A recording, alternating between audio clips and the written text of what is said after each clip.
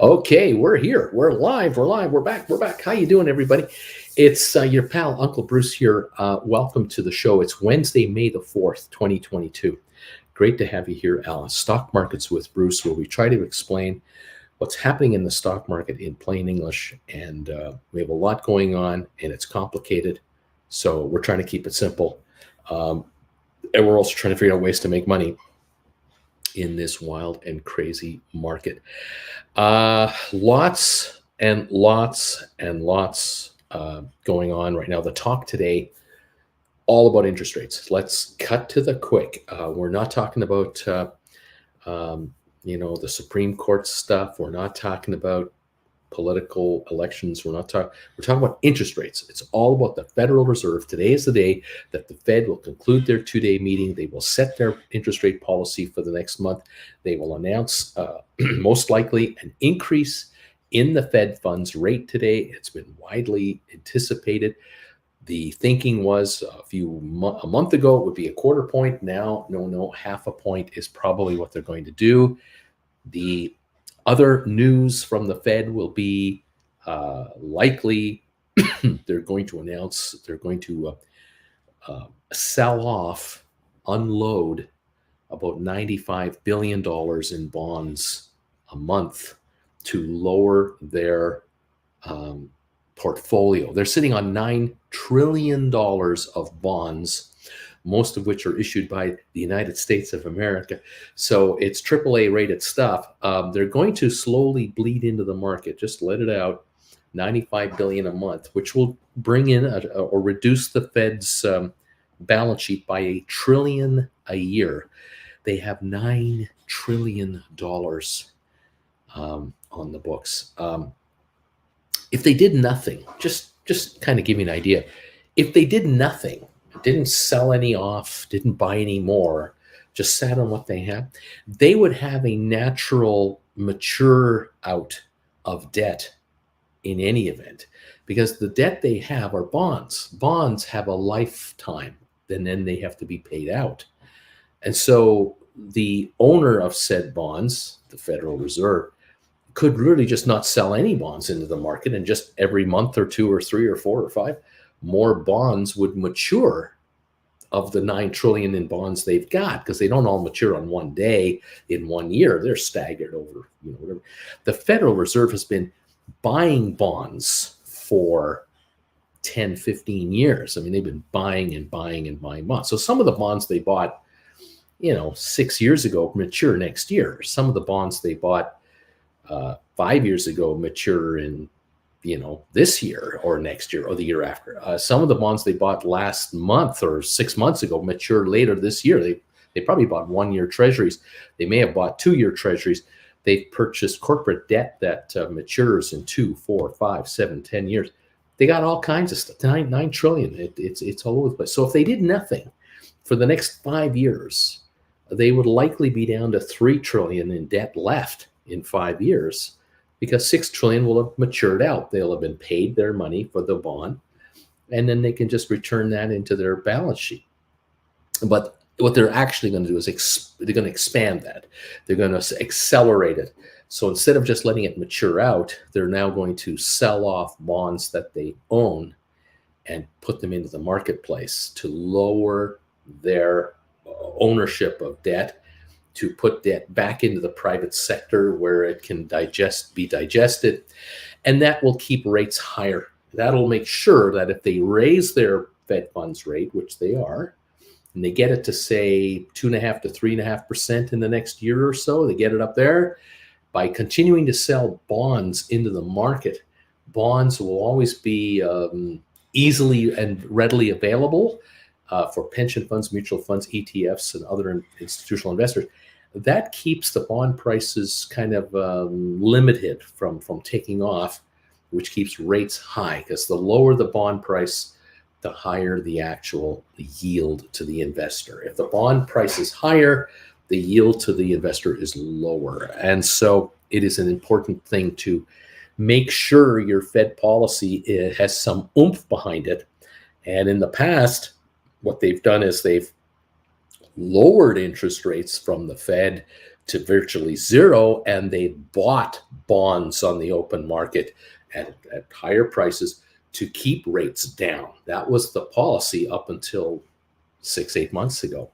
Now it's going the other direction. So how far will it go? That's the question.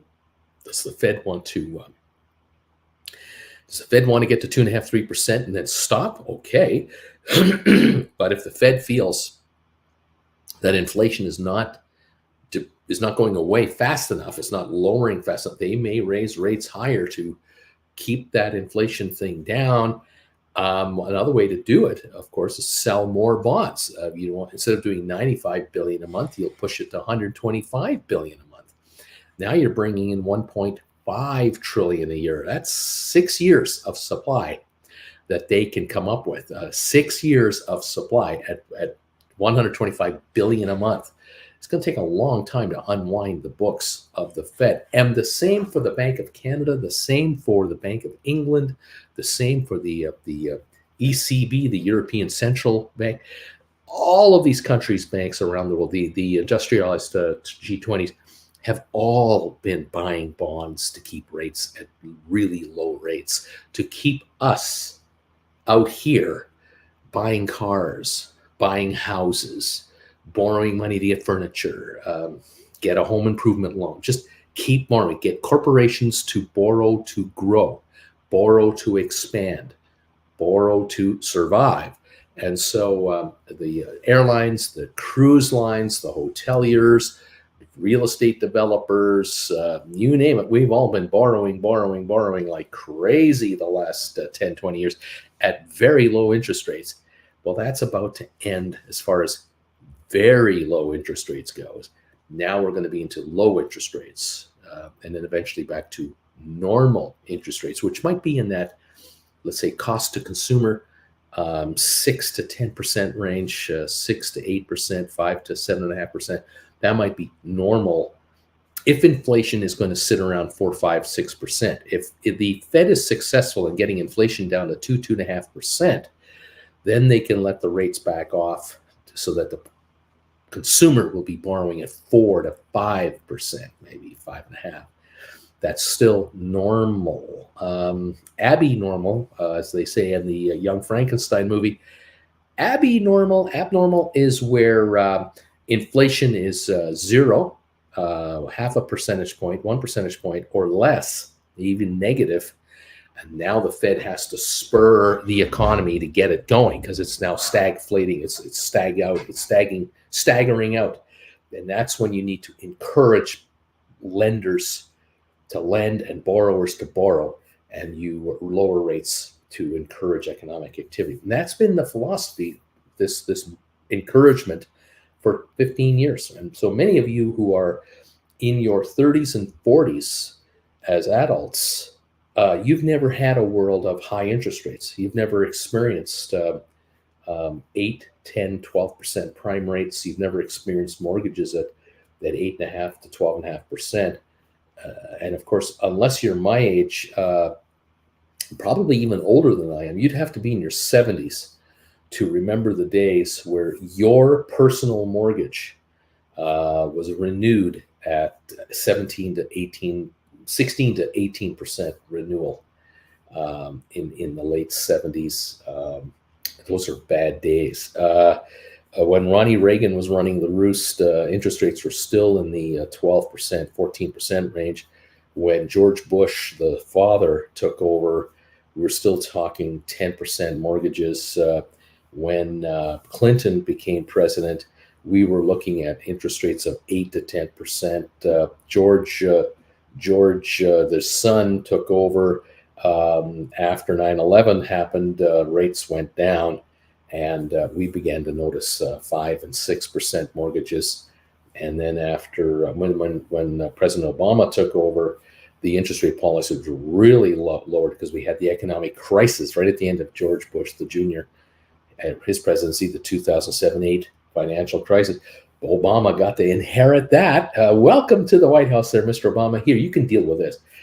That's when rates went to 0, and they had to be at 0 to alleviate the fear of a global depression, because every country, industrialized country, G20, instantly had the same problem that the Americans had. There was a run on banks. Banks were unwilling to lend because they weren't certain what was going to happen. So the central bank stepped in and said, interest rates are zero.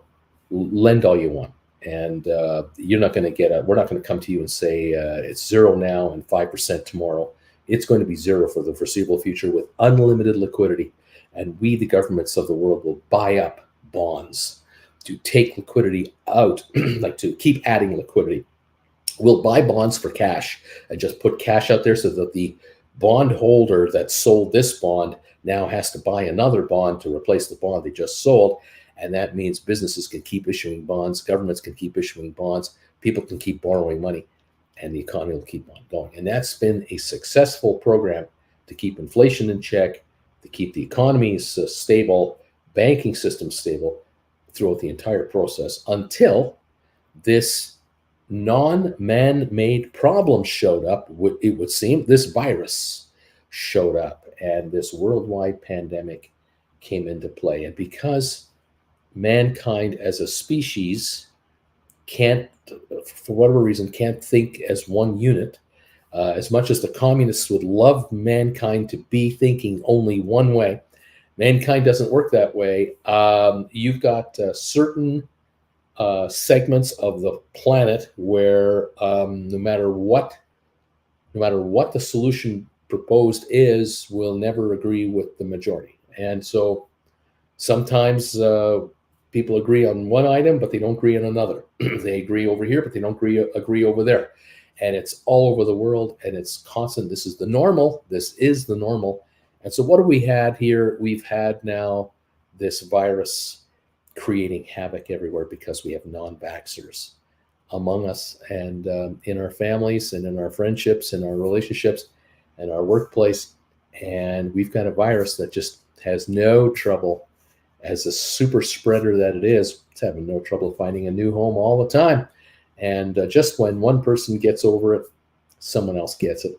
And it's like a cold that just won't stop spreading. There we are. So the interest rate policy now is a result of a number of combination of things, but it all comes back to what upended the apple cart to blow out the low rates, and that was inflation. That's what blew it out the door. And the fear had always been, what if inflation shows up all of a sudden and the bankers can't control it easily? And that's what's happened.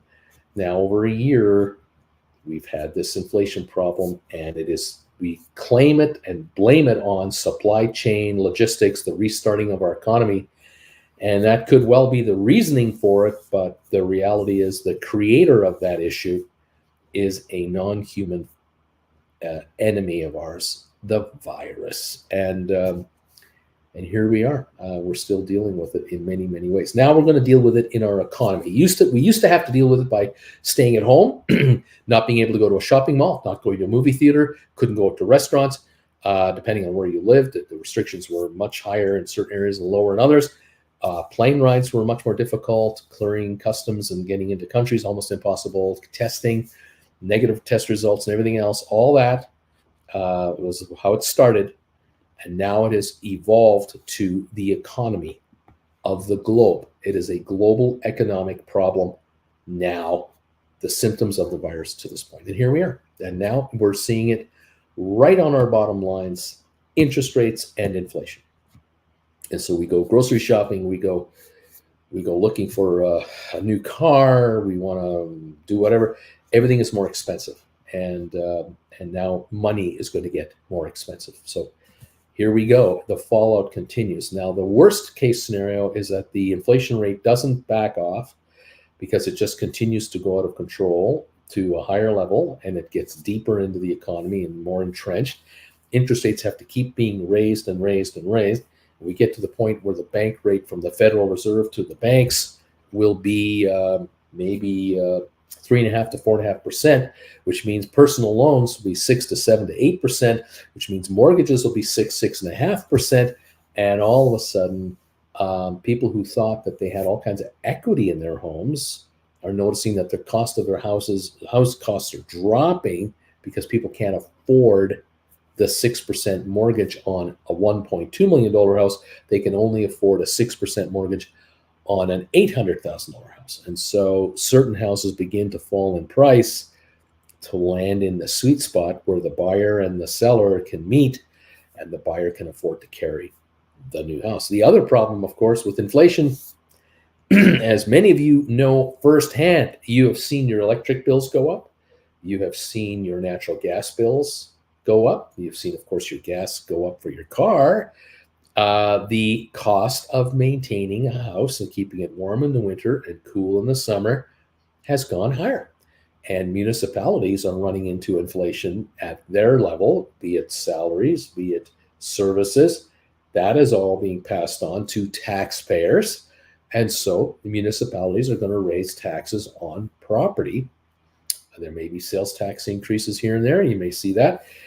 You can only grow out of a recession so far. Then you have to price your way out. And there's a point where homeowners are going to go, prospective homeowners are going to say, I could use a 3,800 square foot house, but I can only afford a 2,600 square foot house where I live. Can we get by on a 2,600 square foot home based on what it is we want to do going forward? And there's the big debate, and some folks will decide, I can't afford to buy, but I can afford to rent. So I'm going to rent rather than buy, which puts the sellers in a position of, darn it, I thought I could, sell off the house and walk away with a bunch of equity. The market is terrible for selling, but I can lease the house through a leasing agent. I'll do it that way. But hopefully this person who leases won't trash the place, will pay the rent on time, and that the house won't be beat up too much. That's always a dilemma of a landlord. And, it's the world in which we live. So we're going to see how this interest rate policy and inflation rate thing is going to really affect the economy of North America, Europe, Asia, South America, Africa, everywhere else, because it's a global thing. This morning, the market is ignoring what I'm talking to you about, more or less. It's not interested in talking or wanting to know about the ramifications of interest rates. It's only interested in one thing. The stock market today wants to see that the Federal Reserve is going to raise rates to the point where everyone is expecting the Federal Reserve to raise rates to, and that is a 0.5 point increase today.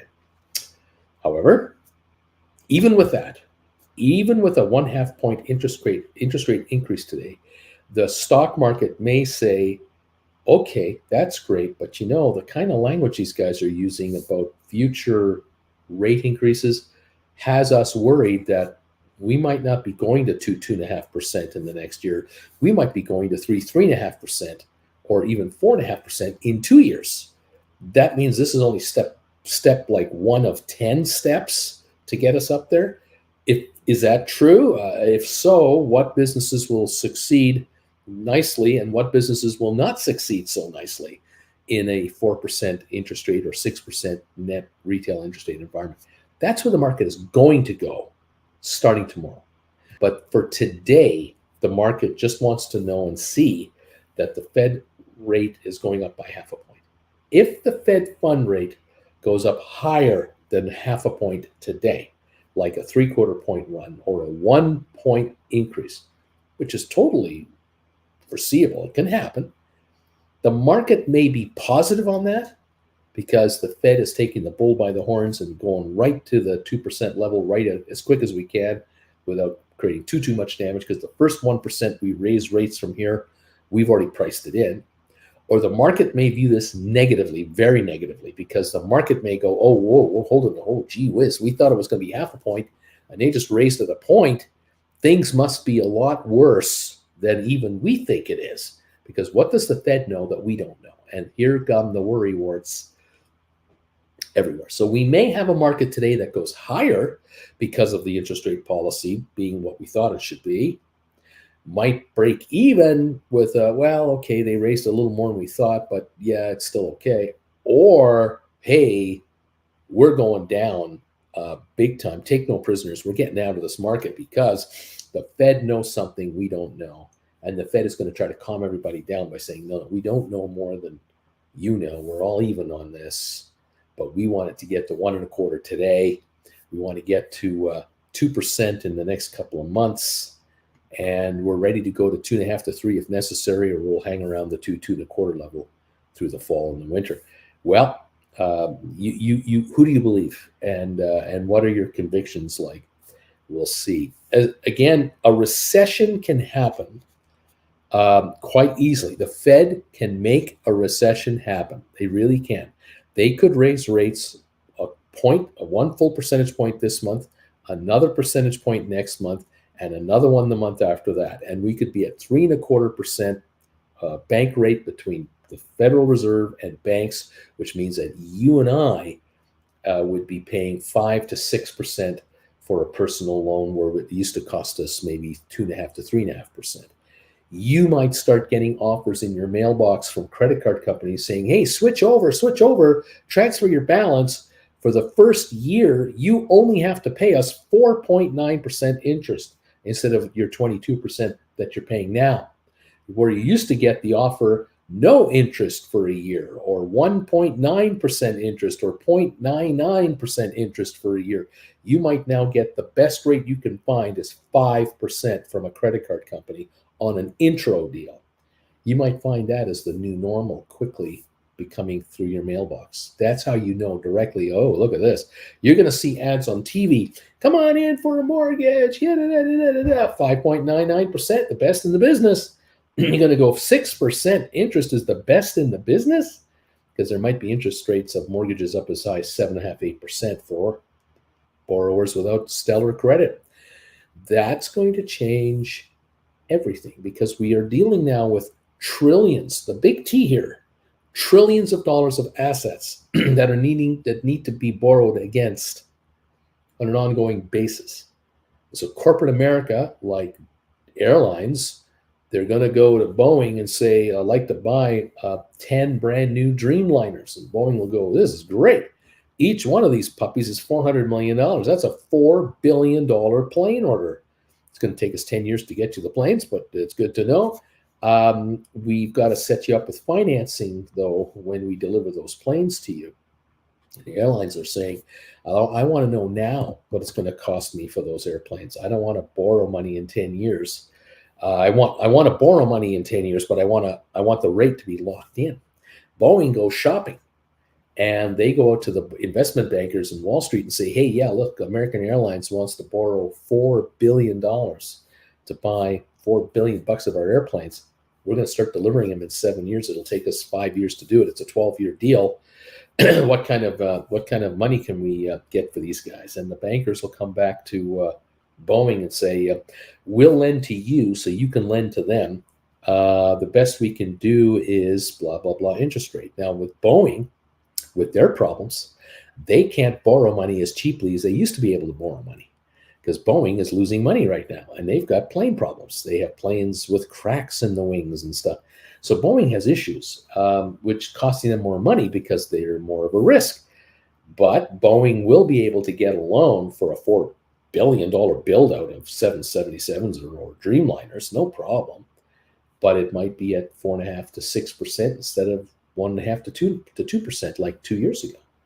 And now American Airlines is being given a quote from Boeing, and they'll say, look, the retail price on the planes that you want is $400 million. But because you're buying 10 of them, we'll give you a discount to $305 million a plane.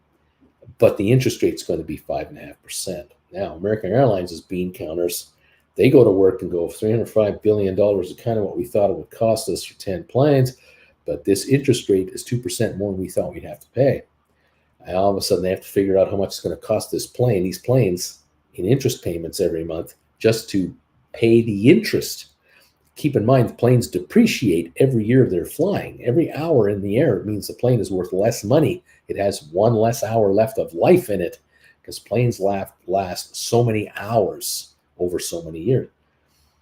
American might do the math and go, we're going to have to be able to, we have to be sure that if we buy these planes, and let's say we fly them between LA and London, New York and London, Chicago and London, Frankfurt, these are transatlantic flights, These planes have to be at 80% capacity, and we have to get this much money per ticket in economy and so much money per ticket in business.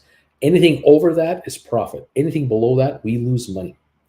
That's just the cost of the plane, the cost of the fuel estimated, cost of our wages estimated, and everything else. And it comes down to 1/100th of a percentage point whether or not they say yay or nay to this deal. And you get the bank rate doing what it's doing now with the Feds pumping rates quick. Airlines are going to go, we're not interested in buying planes right now. We'll talk to you in 6 months. We got to figure out where the Fed is at. Where's the central bankers of Europe and England and Canada and the US and other countries? Where's their head at? Because if they're thinking they're going to go up to 5 or 6 or 7% interest rates, we're out of the business of borrowing money for airplanes. We're totally out of the loop here. There's no way we can afford it. The Fed is going to go, okay, these guys are lowering their orders for airplanes. Just as an example, rail companies will order fewer locomotives. Hotels will build fewer brand new hotels because of the cost of money. This is the slowdown you're looking for, economic slowdown, lower demand for everything from architectural design, engineering design, and materials and goods and services. You get a slowdown in the economy like that, you've got businesses looking for business. Boeing might come back to American and say, how about 10 brand new airplanes for $300 million each? Or how about, why don't you take 12 of these planes instead of 10 over, say, 12 years? We'll extend it, we'll make it a 2-year longer delivery rate, give you 2 extra planes, and we'll do it all for $295 million an airplane. So that higher interest rate you're paying will be offset, because if we know we're blowing out 12 planes instead of 10 planes, that's good for our production line. That's good for our certainty. We can order more parts in bulk from our suppliers over the longer time frame, because now we need 12 planes of parts instead of 10 planes worth of parts. That gives us better pricing power. We can give that to you, which helps offset your interest rate increase costs. Do you want to do that deal?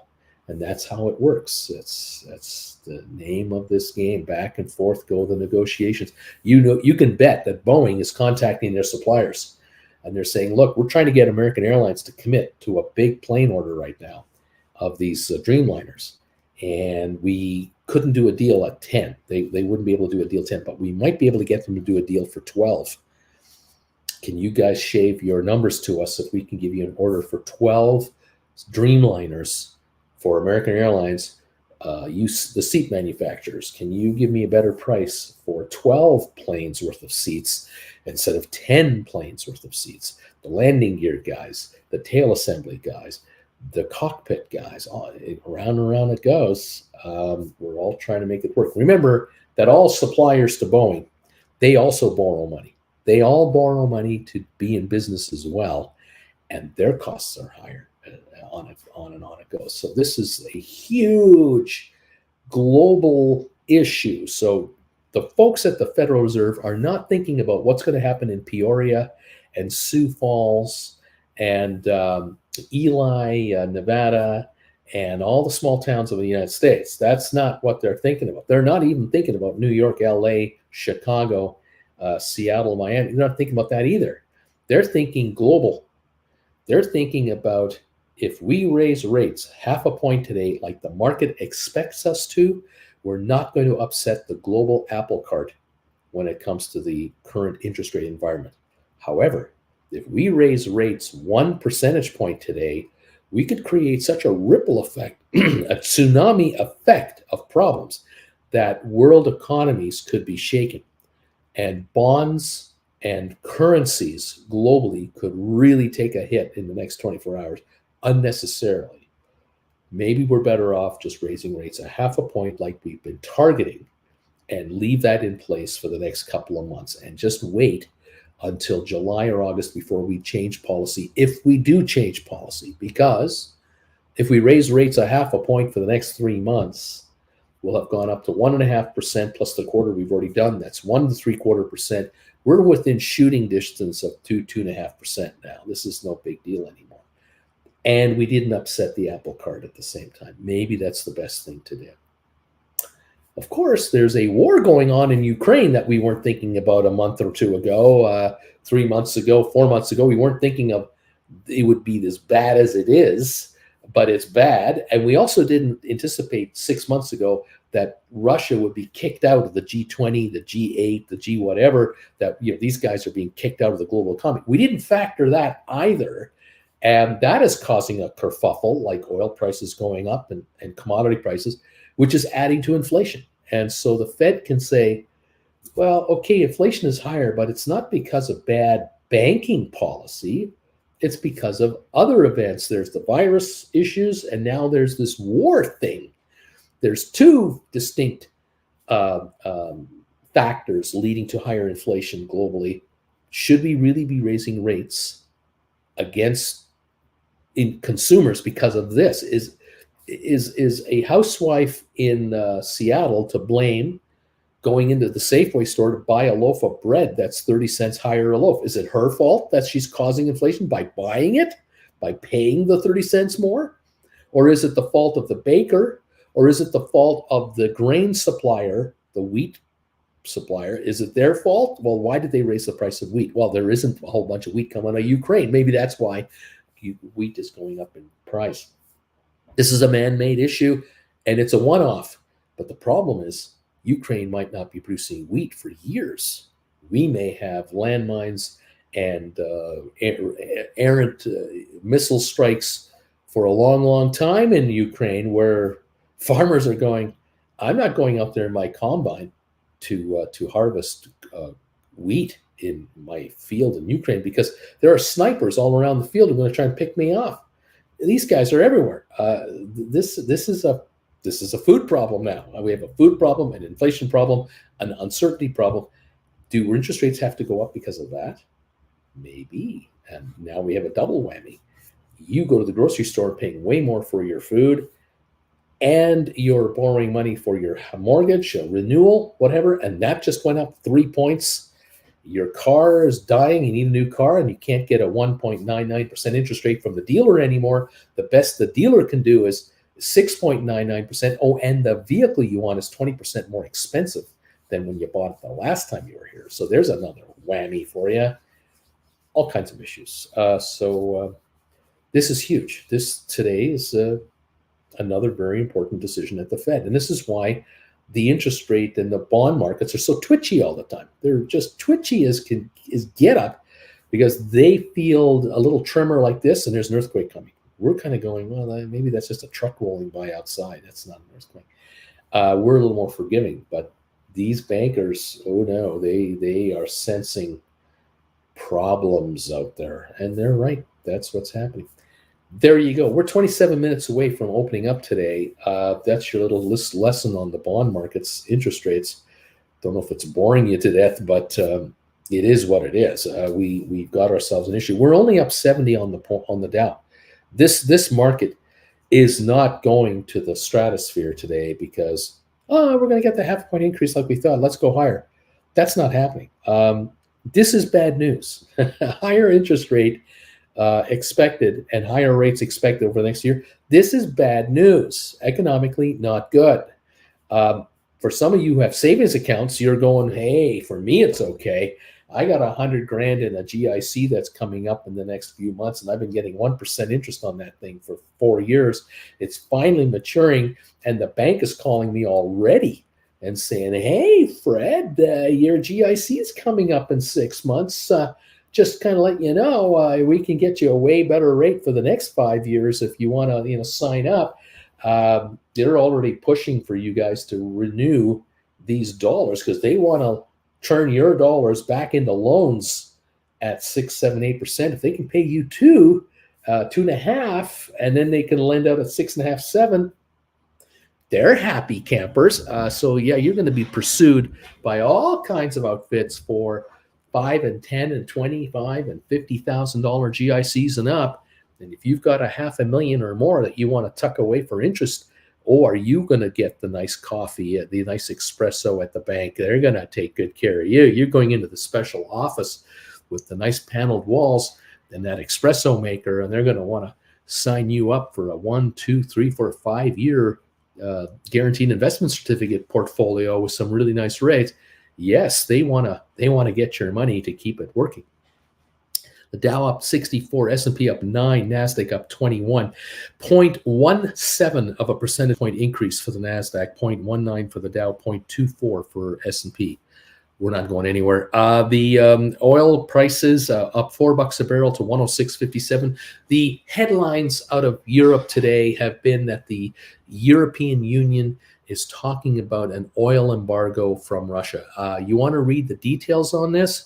You will understand what wimpy really means. These guys are talking about maybe starting this in the next 6 months and phasing it in over maybe 5 years. There is no, we're cutting off oil immediately to Russia, to the rest of the world. There's none of that talk because they're gutless over there.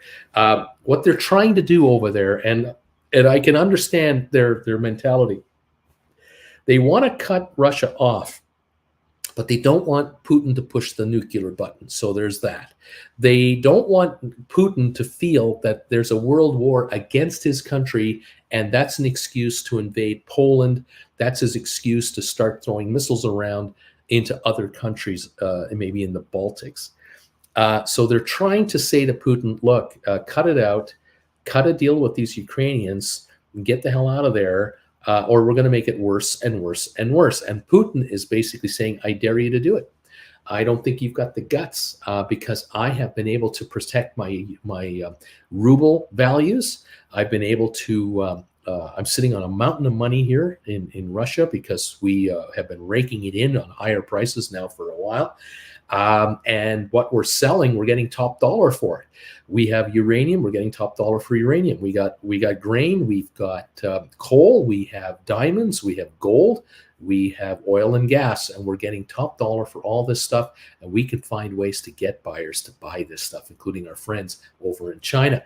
And the European Union has to get its act together and say, well, quietly they're thinking, well, you know what we are able to do is we're able to bring these weapons into Ukraine and blow these guys to kingdom come, which is a great way to teach Putin a lesson that way. Militarily, we're able to nail this guy without using our own troops.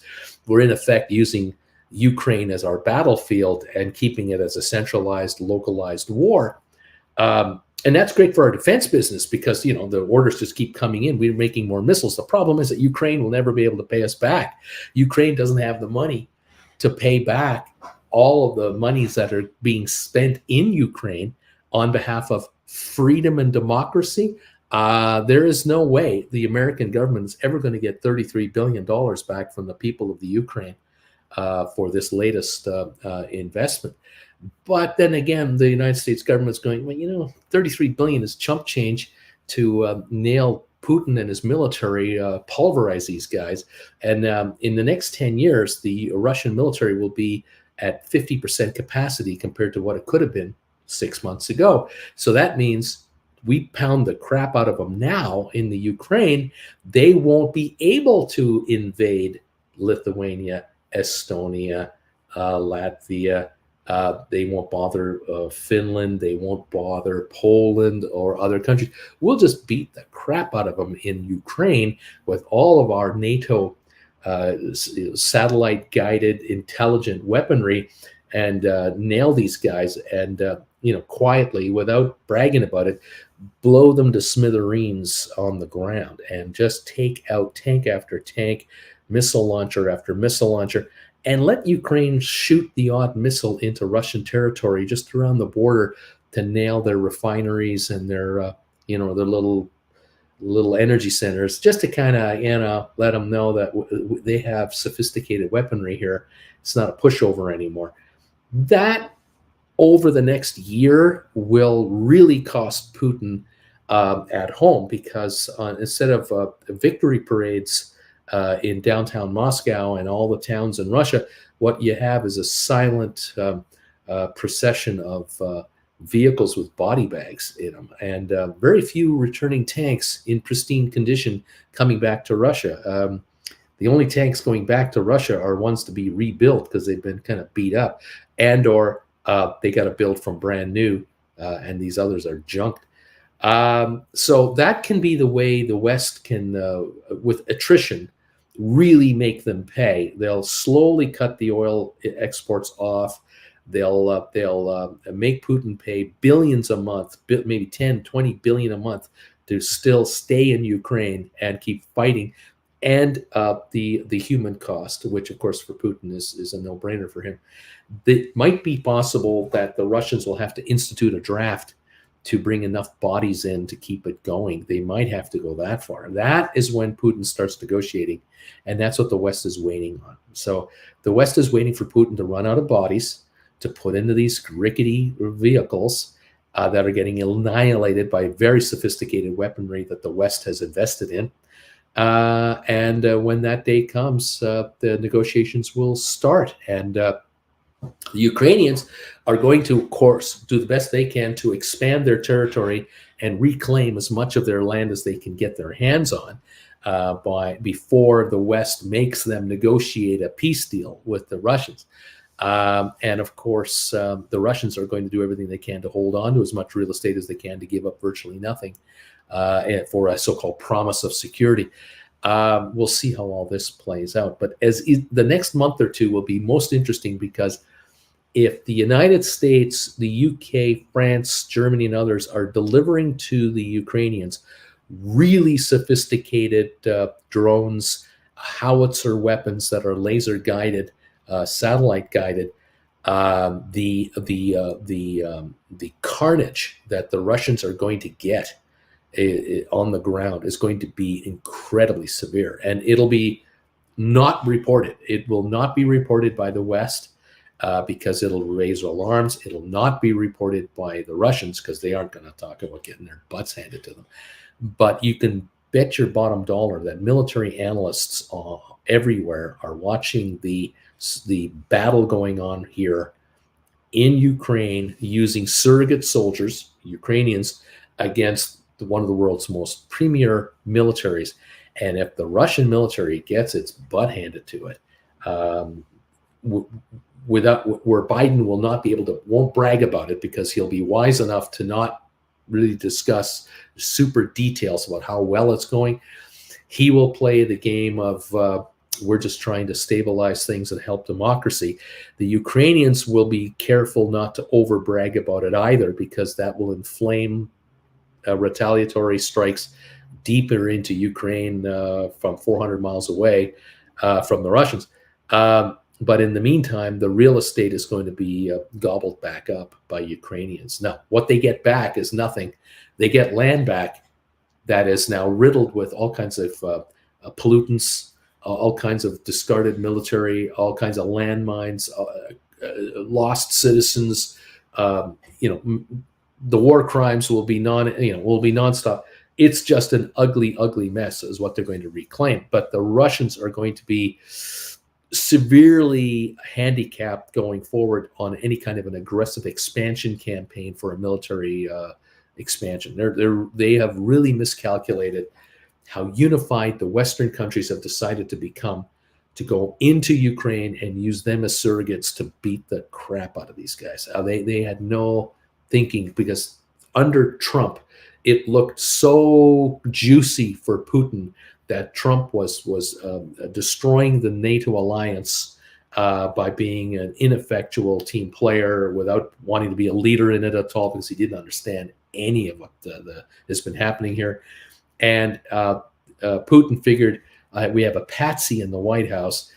This is going to be a joke for us. What Putin really needed, what he wanted in the worst way, was a second term for Trump, because he would then have he would have had his way with the Ukraine. He would have had his way with him, because Trump was already interfering with Ukraine politics, where he fired the ambassador to Ukraine from the United States, held up funding for favors to go after Biden's son. I mean, all this garbage that Trump was doing caused irreparable damage to the Ukrainian domestic defense network and the ability of the Americans to convince the Ukrainians that they really were allies. And of course, in NATO, everyone's going, what the hell's going on out of Washington? What's this complete dysfunctional politics going on over there? Why is this happening? So when Biden won. Putin really went, oh shit, this is not what we want whatsoever, because this guy Biden is too old and too experienced to fall for the gag that Trump was falling for. And so NATO is back, stronger than ever, more united than ever, and the weaponry is coming into Ukraine big time, along with senior delegations of politicians, world leaders into Kyiv to show the country, we mean it. We're here to protect you. We're here to back you up. And you've been beat up so far, but it's going to turn in your direction, because we're going to be really sophisticated here about how we're going to take these guys out, because these guys are fighting you with 60s and 70s and 80s technology. We're coming in with 2022 weaponry. Watch this. And I think this is really going to turn the tide in certain areas dramatically, but we're not going to hear about it. Too many top secret weapons being used that they don't want to really show off to the world media. It's going to be interesting development coming forward. We have 14 minutes to go before we open for trading. If the Ukraine thing turns and gets better, then the markets would be happy about that, of course, because if the Ukrainians can be guaranteed their sovereignty and guaranteed their right to exist, they are able to protect and defend their homeland against the Russians, where the Russians will literally, many areas back out, and there'll be still disputes in Crimea. We'll see how that works out. That could put the farmers back in the fields in Ukraine and put factories back again. The other price that the Russians are paying that is not talked about a lot, but it is a factor, is in the last 3 months, 2 months, 3 months, probably hundreds of thousands of Russians, very well educated, very tech savvy software programmers, engineers, have walked. They have left Russia. They have realized they've always been able to travel internationally. And they realized within days of the invasion, they realized what really is going on, because they have friends around the world that they can get the goods from. And they realize that they're being sold a load of goods. And they realize that what's happening is an internal coup inside Russia for Trump and his cronies to keep control even more tightly, because of all the restrictions now on media and the courts and so on. And they walked. They left. They have moved out, flown out, trained their way out. They're gone, and they're not coming back until Putin is gone, completely gone, and his cronies, which means they may never return, because they have had job offers, and they have job offers anywhere in Europe if they want them. And so for them to get papers to stay in the UK, or to go to Sweden, or to Finland, to Germany or France or Italy, no problem. They're also multilingual. They are not just Russian speakers. So they're welcome everywhere. And high-tech companies in Europe are grabbing these kids with open arms. They're just grabbing them. They're 25 to 40 years of age, some with young families, many that are still just couples only or singles. They have been walking out of Russia. This is going to really cost Russia in many, many, many ways going forward, because their internal in-house engineering and software engineering and all these people are out. They're gone. And they would rather earn the dollars, real dollars like euros and pounds sterling, than earn rubles and be subject to all kinds of restrictions and all kinds of potential arrest by secret police for whatever reason they want to come up with. These folks are out. They're out of there, and many more will be fleeing at that country as we go on. So that's another loss that Putin didn't think he would have, because he figured it would take 5 to 10 days to run over Kyiv, install a puppet president, and put in puppet parliamentarians and puppet mayors everywhere, and just turn that into a Soviet state and liberate the Russians within Ukraine from those Nazi Ukrainians. It didn't work out that way. And the rest of the world has stepped up and gone, oh, no, you don't. No, we've had enough of this. We got to stop you. And the line in the sand was drawn, and now you're going to pay the price. And he didn't think it would happen. So there you go. All right. Maybe I'm telling you something you already know. I don't know. Welcome, everyone, to the show. Thank you for those of you who are already signing up and giving me thumbs ups. Nick, thank you. Lame Duck, thank you. Cody, thank you for these thumbs up numbers. Appreciate that. If you're able to hit the thumbs up button for us, tell me what number you are. That would be terrific. I appreciate this very much. Good morning, everybody. Hopefully, we can make some money today. We're only up 55 on the Dow with 10 minutes to go. We're up 8 points on S&P. We're up 15 on Nasdaq. We're up $4 on oil at the moment. We're looking at headlines keep coming out. Ford is trying to tell us how great everything is, but U.S. truck sales are down 17.8% for Ford for April. SUV sales are up 2.7%. Electrified sales are up 50%, but that's to 16,700 vehicles. That's all. The Tesla is pulling out way more production than that and will continue to pull out much more than that. Ford has a long way to go to really make a dent in their bottom line from the EV side. They're on the right track. It's good to see Ford doing it. It's good to see GM trying to produce electric vehicles, but these guys are way behind the curve with regards to Tesla. Not your daddy's doobie. I'm wearing my red pants to try to match the market right now. No Garza, thank you for being thumbs up number 146. Appreciate that. Duncan, good morning, Alberto. And how's it going, Bruce? Welcome, Duncan, to the show. I'm glad you're here. We're hanging in. We got lots to watch as per usual on our favorites. Let's take a look at how we're doing on the pre-markets. Let me see if I can refresh my pre-markets. With now 8 minutes to go before we open for trading, I'm showing Rocket Lab down up a penny, SoFi down 4, GameStop up 56 cents, AMC is down 2 cents, Matterport unchanged. 23andMe seems to be up 2 pennies to 301.5. Spire is up 4 cents to 169. ATIP, it looks like it's up a nickel to 172. Smart Rent up 23 cents this morning, 496. Sextera, I don't have any trades this morning. We closed at 12.10 last night. See how that wants to open up. Apple is down a nickel to 159.42. Goldman is up 63 cents to 315.30. Cisco's up 3 cents to 49.95. Tesla's down $4.38 to 904.87. ARC Innovations up a dime to 49.97. Microsoft is up 22 cents to $282.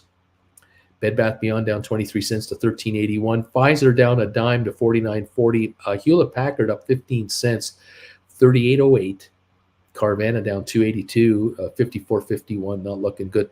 Twitter is up 8 cents to 48.95. Those are the early numbers. More and more talk, certainly politically, this leak of the this leak from the Supreme Court regarding the Roe versus Wade decision has energized beyond expectations the Democratic base. They are fired up and pissed off, and this could be the worst news for the Republicans that they could have possibly had happen to them, because if you upset enough of the Democrats to come out and vote in the midterms, which is likely to happen here, this could in effect reverse the idea that the Republicans might gain full control of the Senate and tilt the House in their direction. If enough crazies from the Republicans are nominated to run, and the crazies are on record everywhere as being, pro-lifers and so on, the Democrats are going to laser in on these kids, on these candidates, and go after them. The big thing for the country, for the U.S., from where I sit, is every 2 years, a third of the Senate is up for re-election, because senators get 6-year terms. If the Democrats are riled up enough and they knock off some of these ancient, aged Republican senators and get them the hell out of there. Replace them with 45 and 50-year-old people who have a sense of the modern day world, like they know how to turn on a computer, they know how a cell phone works. Their children are software creators. If you get these kinds of senators coming in, you will then get a lot of progressive legislation through both houses. Obviously, the Democrats need the House and the Senate and the White House. But if they were to get control of those two houses, along with the Biden in his last 2 years of the first term here, they could run through legalization of cannabis without any problem at all. They could then run through the continued funding for infrastructure to get it really funded up. They could lower the cost, lower the age of eligibility for Medicaid. They could put through pharmaceutical price controls regarding the cost of drugs to these vulnerable Americans who are just getting hosed left, right, and center. There's a lot of progressive legislation waiting in the wings that could come through that would greatly benefit hundreds of millions of Americans. The reality, though, is that the far right, they're kowtowing to the corporate side of the equation, corporate America, because corporate America funds super PACs, and super PACs spend billions on elections to sway voters to vote against their own interests, which is the most amazing thing for us on the outside of America, looking into America. We cannot believe how many Americans vote against themselves because they feel that if I support the billionaires, I could become one of them someday. How that is sold to underprivileged Americans is just shocking to those of us on the outside, because we're just going, you trust these guys? These guys are giving themselves multi-trillion-dollar tax cuts, and they're buying big fat yachts and brand new Gulfstream jets and hiding assets all over the planet. You guys think that you're part of these guys? You got to be kidding me. And the Democrats are holding up their hands going, I can't believe we're losing to these guys, to quote the caucus skit from Saturday Night Live in 19 whatever year that was, 1980. I can't even remember how long ago that was. I can't believe I'm losing to this guy. In any event, on the outside looking in, we're just going, America, you got an opportunity here to take control of your country again. The majority of you want this and this and this and this, and it's now attainable if only you put in the right representatives to represent you. The other side, the right side, is so dedicated to their cause. You have to give it to them. You have to give it to them. They're so dedicated to their cause, whether it's a religious movement, whether it's a morals thing, who knows what. But I think that the courts and state legislatures now restricting women from making up their own minds as to what they want to do with their bodies is a line in the sand that might be too far. And this leak has absolutely blown open the entire debate about, are we going to tolerate, and this is the Americans, I think the majority of Americans are saying, are we going to tolerate a religiously dominated Supreme Court making decisions just for Christians? And are we going to tolerate the same thing in state legislatures as acceptable? Or are we going to vote these morons out of there? Now, you can't vote out the Supreme Court. You have to vote out the representatives that put the Supreme Court in there. And the question is, how far will the left-leaning Americans go to support their tickets, their candidates? And usually in the midterms, there's a really low turnout. But this move that happened here over the last 48 hours just changed everything. It's absolutely changed everything. It's going to be unbelievable. Anyway, Beach Boy, hi Uncle B.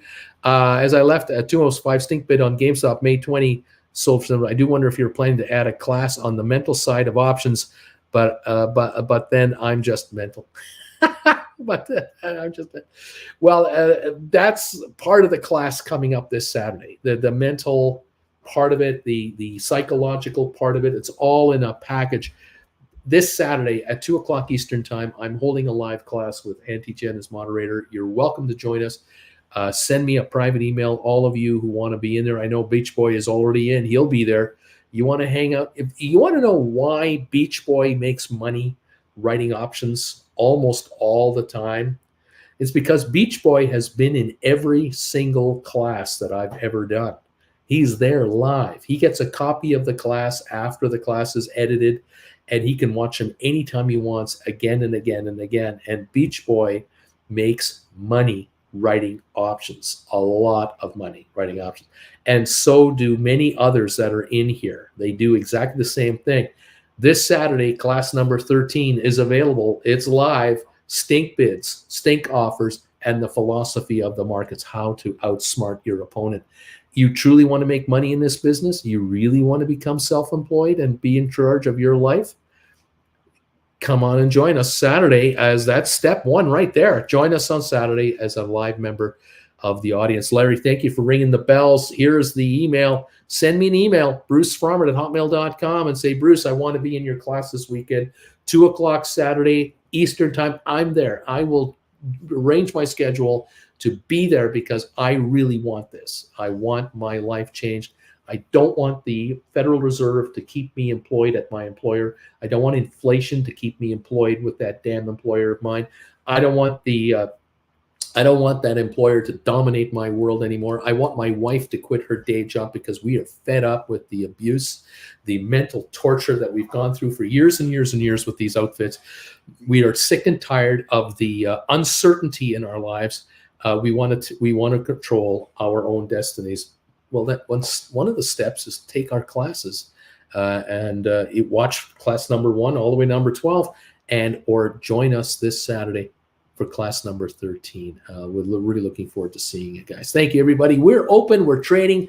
We're up and running. Let's see if we can make any money today. Thank you all for all of your kind words and support and encouragement to keep right on plugging. Let's see if we can make any of you richer today. At the moment, I'm showing the Dow up a whopping 2 points to start the morning. I think that's what it looks like to me, a 2-point gain. I got S&P up 2 points. I got NASDAQ down 1.9 points. I don't see much happening really until the decision is released, which I'm assuming is at noon Eastern. Is it 2 Eastern? I'm not 100% sure on this. It's coming. Waiting for this to be done. Thank you all for being here, and I'm glad that you could join us. I'm showing ATIP down 3 cents right now to 164. I saw it at 172 this morning for a bit. Now I see ATIP down 8 cents to 158. I've got Twitter at up 20 cents to 49.07. The Dow up 6 points. I got Rocket Lab down 16 cents to 695. Now at 697. SoFi is down a dime to 630. GameStop is 119.50 right now, off 93 cents. Carvana down 355 to 53.78, or now it's 54.02. AMC is off 20 cents. Matterport is down a nickel. Cyxtera is up 4 cents. ME down 7.8 cents to 291. Spire is off 1.5 cents to 163.5. I've got Hycroft Mining down 6.6 cents to 139.5 cents. SmartRent 473 down a dime. Pfizer off 83 cents, giving up that gain they got yesterday pretty quickly here. 48.46 on Pfizer. Hewlett Packard 38.09 up 17 cents today. Robinhood is at 10.01. Defying logic, bleeding money, laying off staff. Why they're at 10, I don't know. 10.01 down 9 cents. Vanek is up 8 cents to 238. Home Depot down $1.33 to 303. We got Texas Instruments up 14 cents to 172.68. IBM right now down 29 cents. Microsoft up 23. Apple up 59 cents to 160.07. Goldman up 88 cents $315.54. Cisco down 2 cents to $49.90. Facebook down $1.11 to $210.92. Amazon off $28 to $24.56. Tesla down 175 to 907.50. Google 1250 lower, $2,350. Bed Bath Beyond down 35 cents. BlackBerry down 4. Royal Caribbean down a dime to 77.50. Target off 89 cents. JP Morgan up 54. Costco down to 526, down 165 a share. Walmart looks like it's down about 50 cents to 152 or so. We've got Disney down $1 to 112. We've got American Airlines down 18 cents to 18.94. Netflix down $5 to 194. 200 is resistance now for Netflix, looks like to me. Moderna up $4 this morning, was higher, 150.62 right now, the high of 154, trading at 5.2 times earnings. This stock is super cheap, has really dropped way too far. It should be back into the 300 range to trade at like 10.5 times earnings, 11 times earnings. Right now at 5.2 times earnings, 149.37 on Moderna, up 283. That is a really ridiculously low price on Moderna. That's what we're seeing here. Early indications. The Dow Jones right now up 21 points, 6 minutes into the session. Up 21 only. ATIP 162 down a nickel. Twitter up 22. Rocket Lab down 15. SoFi down 12. GameStop down 86 cents. That is the early start to the day. We're only up 1 point on S&P. And NASDAQ is down 6 points right now. Oil up 427. Treasury yields edge up ahead of expected Fed hike rate. We're just waiting it out. Where the 10-year note right now is 3.006%, right at 3%. The German 10-year has now broken 1%. It is at 1.000. This was negative half a percentage point last year. It's now plus 1%, even though Germany doesn't issue bonds to pay debts. They're just issuing bonds for pension funds to make some kind of money on their returns. The euro is at 105.42. The yen is at 130 to the dollar, and the pound is at 125.03. We're waiting to see what the U.S. rate will be, how much will be lifted by, and that will tell us what happens with currencies. If the U.S. rate is more than half a point today, and they run it 3/4 of a point or 1 point, then the euro, the yen, and the pound will all drop against the U.S. dollar, including the Canadian dollar. Will all drop because the American rates are perceived to be going up higher, faster than people thought. That could be a negative on the market, but it would be higher for currencies. We'll find out a little later today when the Fed releases their numbers. All right, there it is. That's the deal. That's the situation, everybody. 2 o'clock Eastern time. Powell talks at 2:30 Eastern time. There you go. Stephen Swain, thank you for thumbs up number 175. Appreciate this, sir. All of you out there hitting the thumbs up button for us already this morning. Thank you all for getting us some momentum on the thumbs up meter. Let's get this thing over 200 as quick as possible and let YouTube know. If you want to know what's going on in plain English, you should be here. This is the channel you should be hanging out with to see what's really going on out there, because we're trying to stay on top of what's happening in this crazy world, and we think we're doing it right. I sure hope you're enjoying it. I don't mind you popping in, popping out, but thank you for those of you who have subscribed and those of you who are members of this channel. You guys rock, absolutely rock. 181 thumbs ups and counting. Thank you, everybody. It's much, much, much appreciated, to say the least. Again, we're now off on the markets here. We're down 5 pennies on ATIP. We're up 10 points on the Dow. We're up 16 cents on Twitter to 49.03. Rocket Lab 6.95 down 16 cents. SoFi 6.32 down 8. GameStop at 120.46 up 3 cents. Carvana down 3.29. AMC down 48 cents and falling. Matterport off 13 cents. Cyxtera is up 7. 23andMe down 8.5. Spire down 3. Smart Rent down a dime. Pfizer down 133 to 47.96. That is interesting to watch how the $50 level now seems to be a resistance level. Even 49 is too much for Pfizer to hang on to at 47.95 right now. Hewlett Packard 38.13 up 21 cents. And the Hood at 10.12. There's not much else going on at the moment. Very little changes on the markets right now because, again, everything is in suspense. Everyone's holding their breath until the Federal Reserve releases their interest rate number. We're not going to get a lot going on here until that really happens. That's my hunch at this point. Okay. Here you go. The mental thing I'm dealing with today is after Powell talks, what will happen with the markets, up or down? What do you think? And I've said it before. If he does a half a point, we could go higher. If he pulls 3/4 of a point to 1%, we might be flat, but we might go red. And it's not the number that is going to do it. It is the perception of the next meeting and the meeting after that and the meeting after that. And what is their target? What are they really thinking of for a target price? If the Fed says if inflation stays under 7%, we'll go half a point every month. If inflation stays over 8.5%, 9%, we're going to go 1% a month, 0.75% per month to get that down faster. And if the Fed is serious about really putting the boots to the inflation number, they may have to do a 1% now, a 0.75% next month. That immediately puts them at 2% in 60 days. And then from there, they may do half percentage points for 4 more months, getting them to 4%. This could escalate very quickly to a level that we weren't even talking about 3 months ago. That would be bad for the markets. Bad.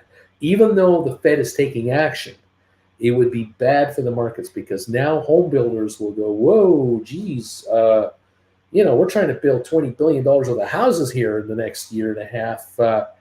These mortgage rates go to 6-7%. We got to we got to do our numbers all over again. We're totally out of the loop. The automakers are going to go, hold it a second. We're trying to sell 15 million cars and trucks this year, all of which will be financed. I mean, pretty well everything is financed. That's trillions of dollars in cars. And that's not going to work at 8% finance rate. I mean, we're talking about the upsetting of an apple cart here that is possible. Later today, we may get that perception that the Fed might go way more than we think. This is why it's so important to hear what he has to say, and I can see why the markets aren't going anywhere right now. Anyway, there you go. Deep value investing. Keith Gill value stocks are up 5-15% today. John, does anyone have the Discord address for the group? And John Server, does anyone know? I think there is a Discord group for this page, for this channel, but you're going to have to. Some of you know it, and I'm just not part of it, so I can't help you there. I'm so up to here with just maintaining what it is I do. I don't have time to do all the other stuff. But if anyone knows it, by all means, let's see. DQ is working on it. There you go. Stand by. Thank you all for your following. The Dow now up 52, S&P up 1, NASDAQ down 24. This is not a unified up move here going on. We got all kinds of issues here. Lots of stuff. Okay. Interesting. A headline says out of Barron's that Tesla needs more factories. The next will be in Shanghai, says a report. Where do you think Tesla should put their next factory? Where should Tesla build a new factory other than Shanghai? Anybody have any guesses? Really? Shanghai? Really? You want to build a plant in Shanghai? Another one? Is that really the right place to do this? I can understand why they'd want to. If the supply chains return to normal, you've got a motivated workforce. They're hungry. There are millions to choose from. There's no labor union issues to worry about in China, and so on and so on. But on the other hand, should a plant maybe be built in Canada, your friendly neighbor to the north, where the dollar is only at 70 some odd cents to the US dollar? Open border, governments in Canada willing to invest in a plant to back up because the Canadian government and the Ontario government have invested in auto plants for decades for GM, Toyota, Honda, Mazda, Ford. All these corporate socialites have shown up. The socialistic car companies have shown up in Ontario time and time again for free government handouts. Same in Michigan, Ohio, Illinois. I mean, the Carolinas. The car industry is, and they are experts at getting social government gifts from the socialists in the Republican Party, the socialists in the Democratic Party, and the socialists in the Conservative Party and Liberal Party in Canada. I mean, these car companies are experts at living off government handouts. Maybe Tesla might want to look at Canada as a potential place to build out Model 3s or Model Ys or whatever you want to build. Who knows? Mexico. What about a plant in Mexico for Teslas? Hourly wages are super cheap. Unionization is near impossible. The border is just up the road. California is just over there. Arizona is there. Texas is over there. Look, the number of Teslas being driven in California and Arizona and Nevada are phenomenal. They're absolutely unbelievable. 1 in 10 cars being sold in California is a Tesla, at least. Why wouldn't you build a plant in Mexico to supply your Southwest market? Maybe that's idea. On the other hand, Tesla wants to go for global domination of the electric car market. Maybe you want to build a plant in Argentina or in Brazil. Maybe you want to do something down there. Kind of wonder what the thought process is. Where's your growth coming from and going to? Where are you going to go? We'll see. I'm interested in the Discord site too, so let's see. Here we go. Time will tell. Nate, thank you for becoming thumbs up number 148 today. Appreciate that. We're now sitting at 193 thumbs uppers here today. Thank you all for helping out and making it happen. Credit Savage, good morning, my fellow simpletons and Uncle Bruce, all the sophisticates that are here, and everyone in between. Welcome all of you guys to the show. We're up 111 on the Dow after a virtual non-starter. I mean, we did nothing at the beginning. We're up 4.4 on S&P, and we're down 36 on NASDAQ. So we're still sitting on a mixed bag here. The market's really treading water until the Federal Reserve interest rate decision. That's really it. That's the deal. Where are we at now? We've got ATIP at 162.5, down 4.5 cents. Twitter down 11, Rocket Lab down 34, SoFi down 14, GameStop at 121.07, up 64. We have Carvana down $2, AMC down 32 cents, Matterport down 16 cents. We got Cyxtera up 2, 23andMe down 11, Spire down 2, Smart Rent down 16. It's all red everywhere, just red. Pfizer down 122. Robinhood down 5, Hewlett-Packard up 42. Vanik Vectors is almost breaking even here. It's up only 8 cents. Home Depot only up 119. Texas Instruments barely higher, 20 cents higher. IBM down up 85. Microsoft up 54. Centino's Apple up 126. Goldman up 242. Cisco up 29 cents. We have no upside movement here or downside movement here at the moment, but nothing much on the upside either. Very calm. 145-point gain on the Dow, 0.44 of a point, 9-point gain on S&P, and a 15-point drop on NASDAQ. Easier said than said. Uncle Bruce, thanks for all you teach and tell us. Trading involves more than just buys and sells. We appreciate you. Thank you, my friend. Trying to keep you posted on the big picture here. Uncle Bruce, Credit Savage, seems like Apple is not being affected by the rate news and any of the China news think they're synthetically keeping it up by buying back stock right now. Do you think that's what they're doing? I don't think so. I just think that until reports come out of China or from media centers that really can dictate and tell us how Apple's being affected, we may be treading water. But I just don't see the upside in Apple right now. I don't see it going to 180. I see a greater risk of 150 than 170. But the world's largest capitalized company, the company with $90 billion available to buy back its stock, it might go to 150, but reluctantly will go to 150. I don't see it going to 110 on a shocking, devastating news report. The only way that could ever happen is if they have a problem with their Chinese partners, or the government of China has a problem with Apple as a corporation. But I don't see that as an issue. I think that Apple's relationship with the ruling party in China is pretty solid. And of course, Apple is responsible for probably over 1 million jobs in China. Of course, there are those in the United States that are saying, well, why don't they just produce these phones in America and create 1 million jobs here? Well, you think about that for a second. Guess what's going to happen as soon as Apple opens up giant factories in the United States? There'll be a unionization drive the minute that happens. And Apple is saying, without saying it, Apple is saying, there's no damn way we're going to open up plants in the United States, because we know that American workers will immediately sign up to become unionized.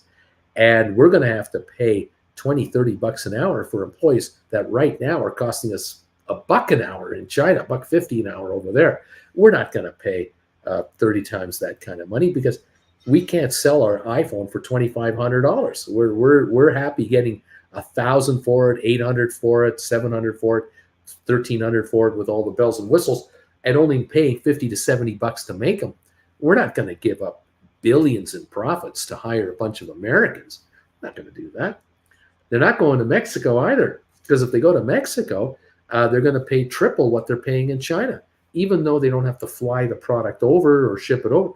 That's not enough in the savings to make it worth their while. So as long as Americans will tolerate their favorite products being made by Chinese labor in China, and we keep looking the other way to ignore the fact that we are backing the Communist Party of China by buying Apple products like crazy, why would Apple change anything? They're not even going to bring it up. They're not going to talk about building factories in the United States. They don't want to even start this discussion.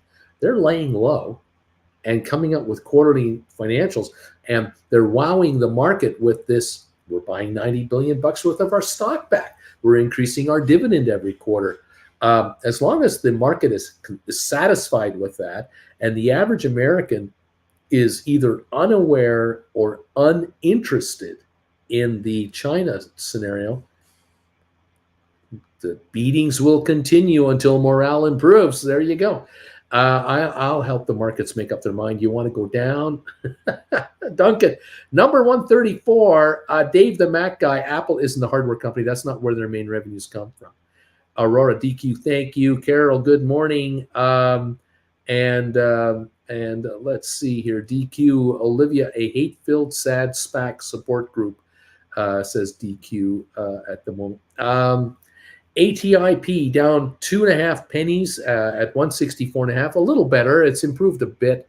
ATIP got down to 158 today, 106,000 traded, now at 164.5. A slight better. And we got Apple. The Dow is up now 85 points. The Dow's backing up a little bit here from its highs. Rocket Lab 677 at down 34 cents. It's still near its low of 674. The all-time low on Rocket Lab, 674. We are now at all-time lows for Rocket Lab. It was $8 the other day in that rocket launch the other night. touched $8 in the aftermarket, is now at its all-time low. SoFi, 628, down 12 cents. The low of the day on SoFi, 624. All-time low, 601. But right now, 629, down 11 on 2.8 million shares traded. Earnings come out in 6 days. That's SoFi. GameStop, 119.43, 119.54, down 89 cents. Carvana down 163, AMC down 53 cents to 14.98. AMC's trading 3.4 million. That is incredibly thin for this company. The stock's really slowing up on trades.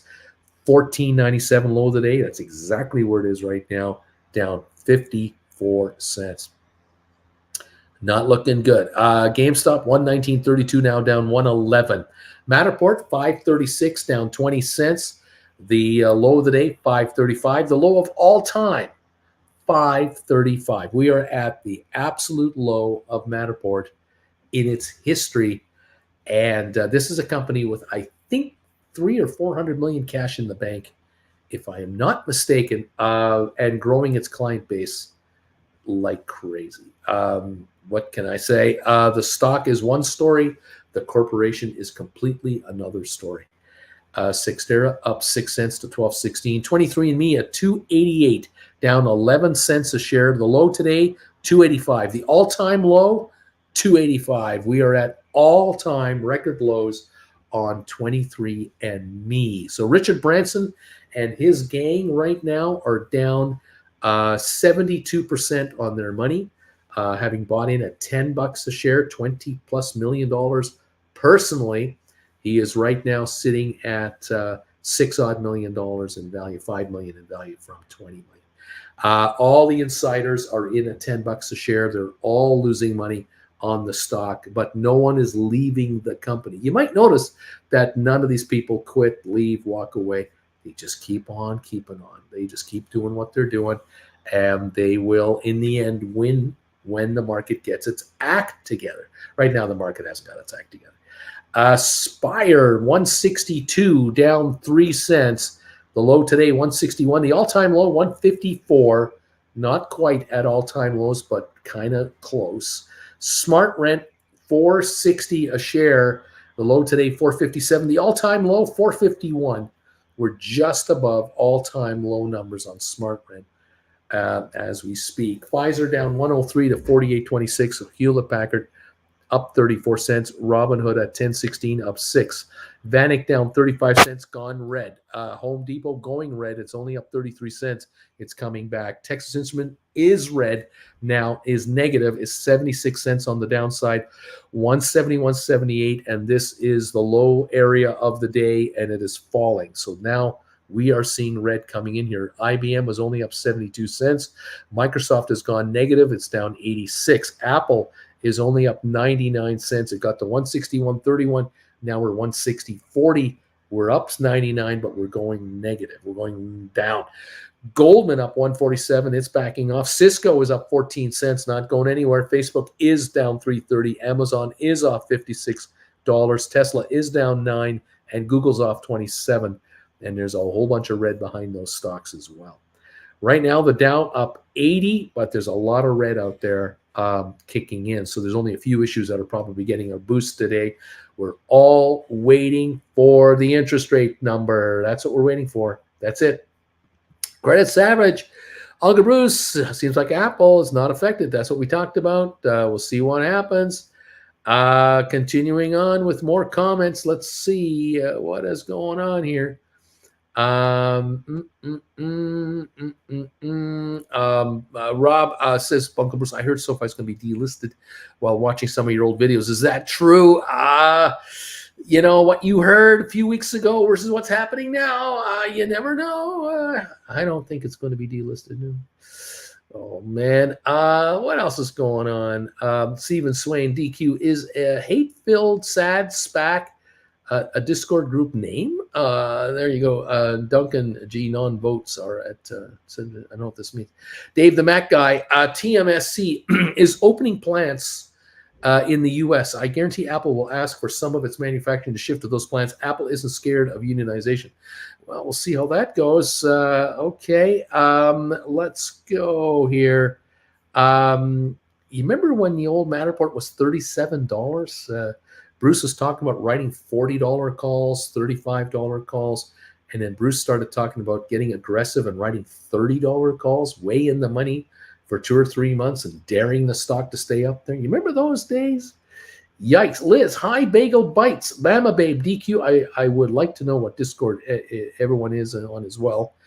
Not your daddy. I haven't showered in preparation for a bloodbath, says Not Your Daddy. We have 9 Pound Taco as a new member of this channel. Holy moly, a new member.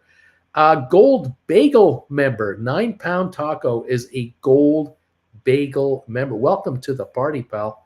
Nice to have you here. Bring friends with you. We love it. This is fantastic. Thank you. We're up 45 on the Dow at the moment. SoFi down 15. GameStop down $2 to 118.40. Rob, it says it right there. Welcome to the degenerates. 9 Pound Taco. Hey, nice taco, says Not Your Daddy's doobie. Obama Babe, there's been a lot of bad press circulating on SoFi this week. I posted some of it on Uncle Bruce's Facebook page. Rob, what are the chances GameStop pops back into the mid-120s today? Probably lower than being in the mid-110s, I suppose. Depends on the interest rate and the environment of the market. We're going to have to wait for that. 118.60 right now. John says, DQ, thanks. Tiff, at least one thing is green today. Hello, 9 Pound Taco. That's a green bar when a new member joins us, and we love that. Splair, that's a huge taco. Alberto, I'm here and ready to pounce. Give them Google shares, darn it. Bama Babe, 9 Pound, welcome to the intellectuals party. There you go. Moonamoo, I smell a stink on Saturday.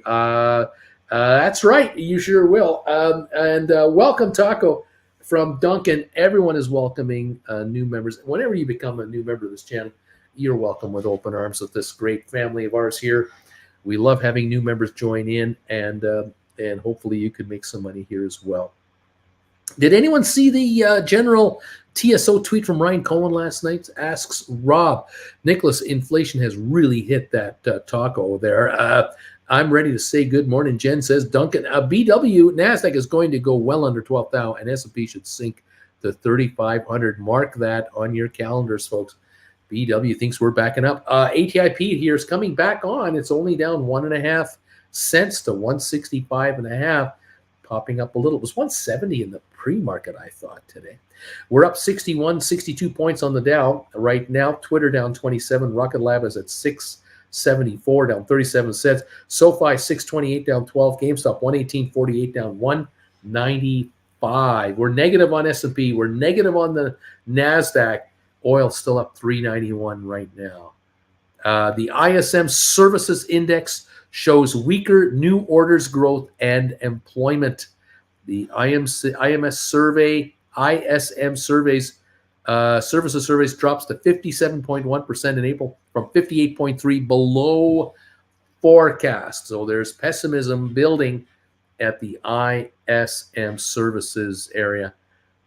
Just an indicator of what the markets and what some people are thinking out there. There you go. What else? On the plus side, Rob is saying, my son woke up at 5 a.m. and peed in his own potty all by himself. Of course, he wanted to wake us all up to tell us about it. Hey, Dad, not going to believe what I just did. That's great stuff. Duncan, Bruce, you were going to have any guests on. Are you going to have any guests on with you on Saturday? Are you thinking guests? It's just Jen and I. It's going to be Jen and I at the party on Saturday afternoon. You're all welcome to join us at 2 o'clock.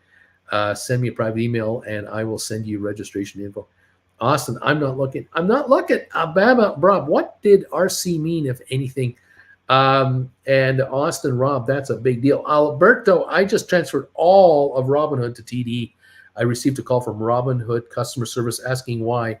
Weird call. Rob, Bama Babe, no clue, but Super Stonk is speculating. Adventures with Duncan, Golden Sack down 14 and down 61.60 bucks in 3 months. Again, don't quite know what that is. DQ, Rob, rewind that kid with some, reward that kid with some SoFi shares. Did I hear a party, Liz? Is there a party going on? Nicholas, might as well turn off the tickers until this afternoon, says Nicholas. We're up 50 on the Dow right now, and that's kind of sums it up right there. It's a very quiet morning so far. 118.22 down 222 on GameStop here. Bama Babe Rob, what are they speculating over there on that thing? The Discord site. ISM Services Index shows weaker new orders growth and employment. So that's the headline that is out there. We're down 103 on the NASDAQ. We're down 9 on S&P. We're up 49 on the Dow. This is a market that is mixed right now, and interest rates are dominating the show. Just waiting for the results to come up, but we're a couple hours away yet before we hear about it. So we got to stick around here and just see what gives. That's the deal. What can I say? Rob is saying, we're really proud of him. We made sure to tell him, going to buy him some more SoFi today for all that. Peeing at 5 in the morning all by himself. That's a good boy. Join the put club, says Doobie. Austin, Dow up, SoFi down. SoFi down, NASDAQ up, SoFi down, NASDAQ down, SoFi down, everything's up. Austin senses a pattern, I think. Tiff, Alberto, how honest was your answer? Rob, some people are saying TSO is supposed to stand for total shares outstanding or possibly tokenized security offering, ? Rob, Austin, Monday, SoFi down, Tuesday, SoFi down, days that end in Y, SoFi down. Alberto, Tiff, I didn't answer. I just said personal reasons. Okay, there you go. All right. Days that end in Y, SoFi down. We're up 21 on the Dow only. We're down 13 on S&P. We're down 120 on NASDAQ. The market is going negative right now. And so it's dragging the Dow with it. We're at 118.02 on GameStop, down 241.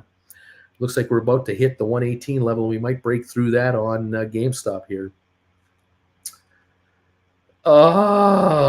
Anyway, let's see. But they all end in Y, says Austin. Wait a minute. All the days end in Y. Alberta, did you get to hear about the KISS? Laugh out loud. Rob, we need a day that ends in I.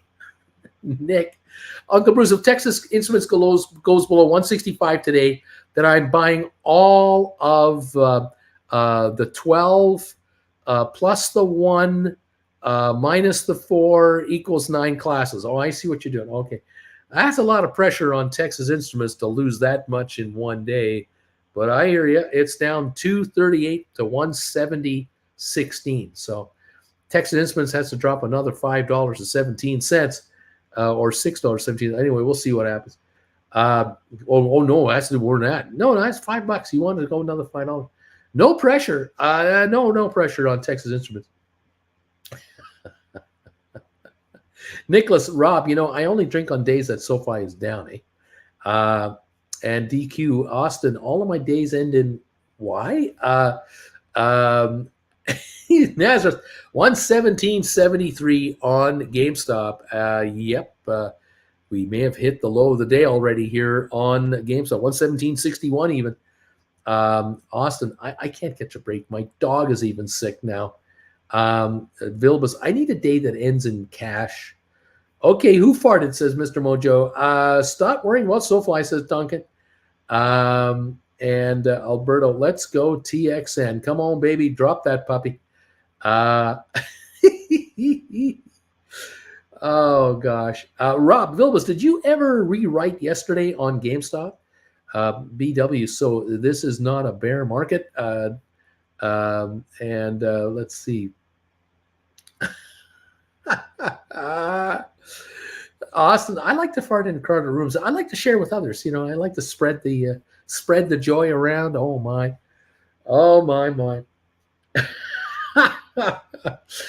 Okay, we're up 17 on the Dow. We're down 10 on the S&P. We're down 115 on NASDAQ right here. That's where we're at, kids. Welcome to the show.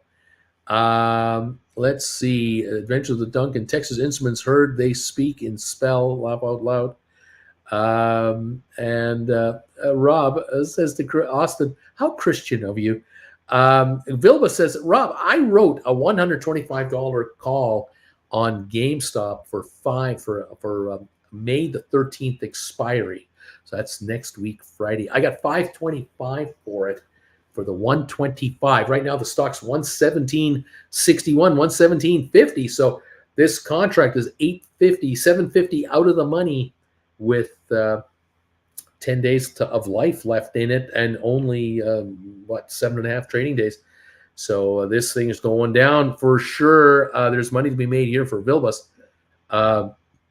Let's go on here. Is this market so bad we have to resort to fart jokes?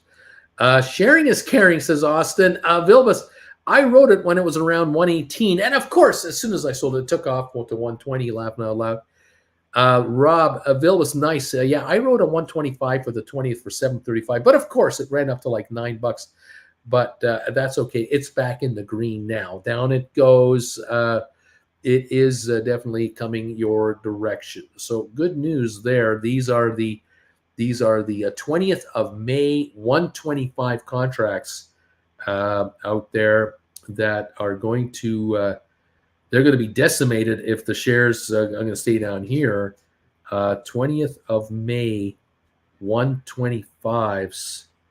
I'm showing 725 to 765, but my quote is 15 minutes old. We might already be under $7 on the bid. Good morning, Jen. How are you there? How you doing?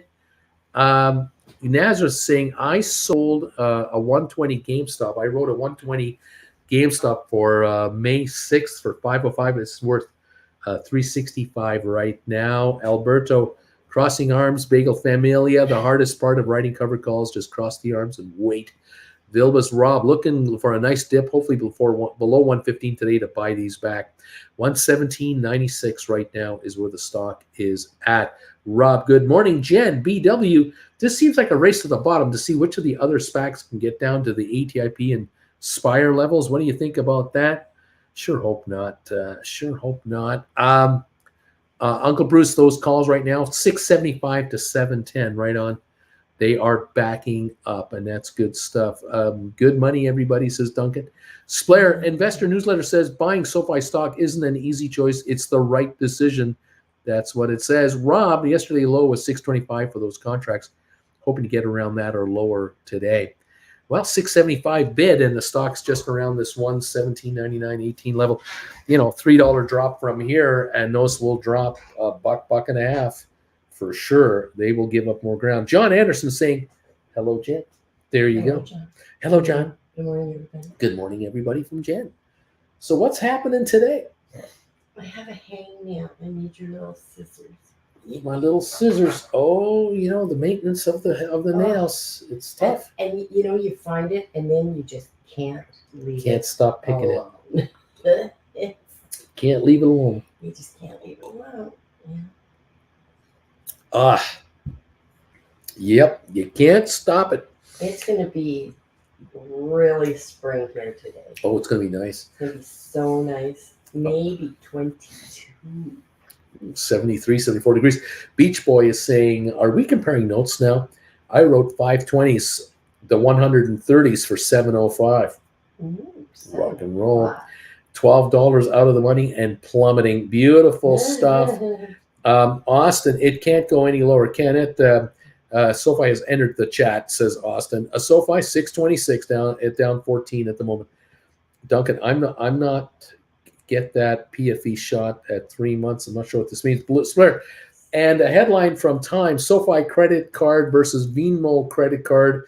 Solid cashback cards with crypto reward options. Okay.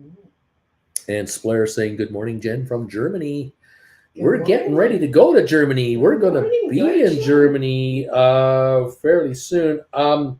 Splair, I got to apologize to you today because last night I spent quite a bit of time looking for our hotels for London and other places. I have not yet nailed down Amsterdam. I do know we will be in Amsterdam about the 22nd of May. That's a Sunday.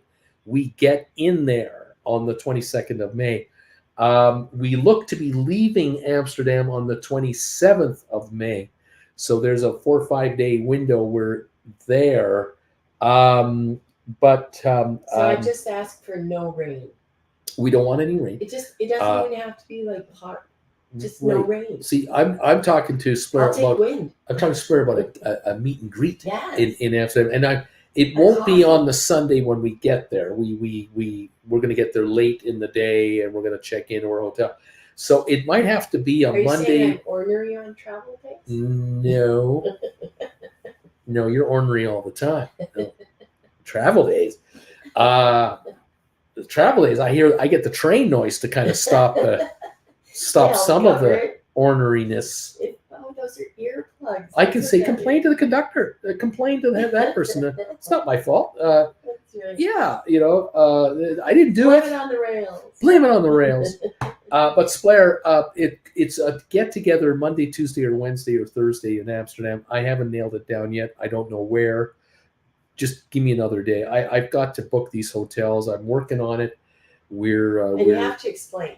We're into hockey playoffs. Oh, yeah. So at 5 o'clock, everything stops. Everything stops at 5 o'clock because that's when the playoffs start. And so we're working on one arm right now. It's kind of hard. As it goes on, and Bruce is looking more and more tired in the morning.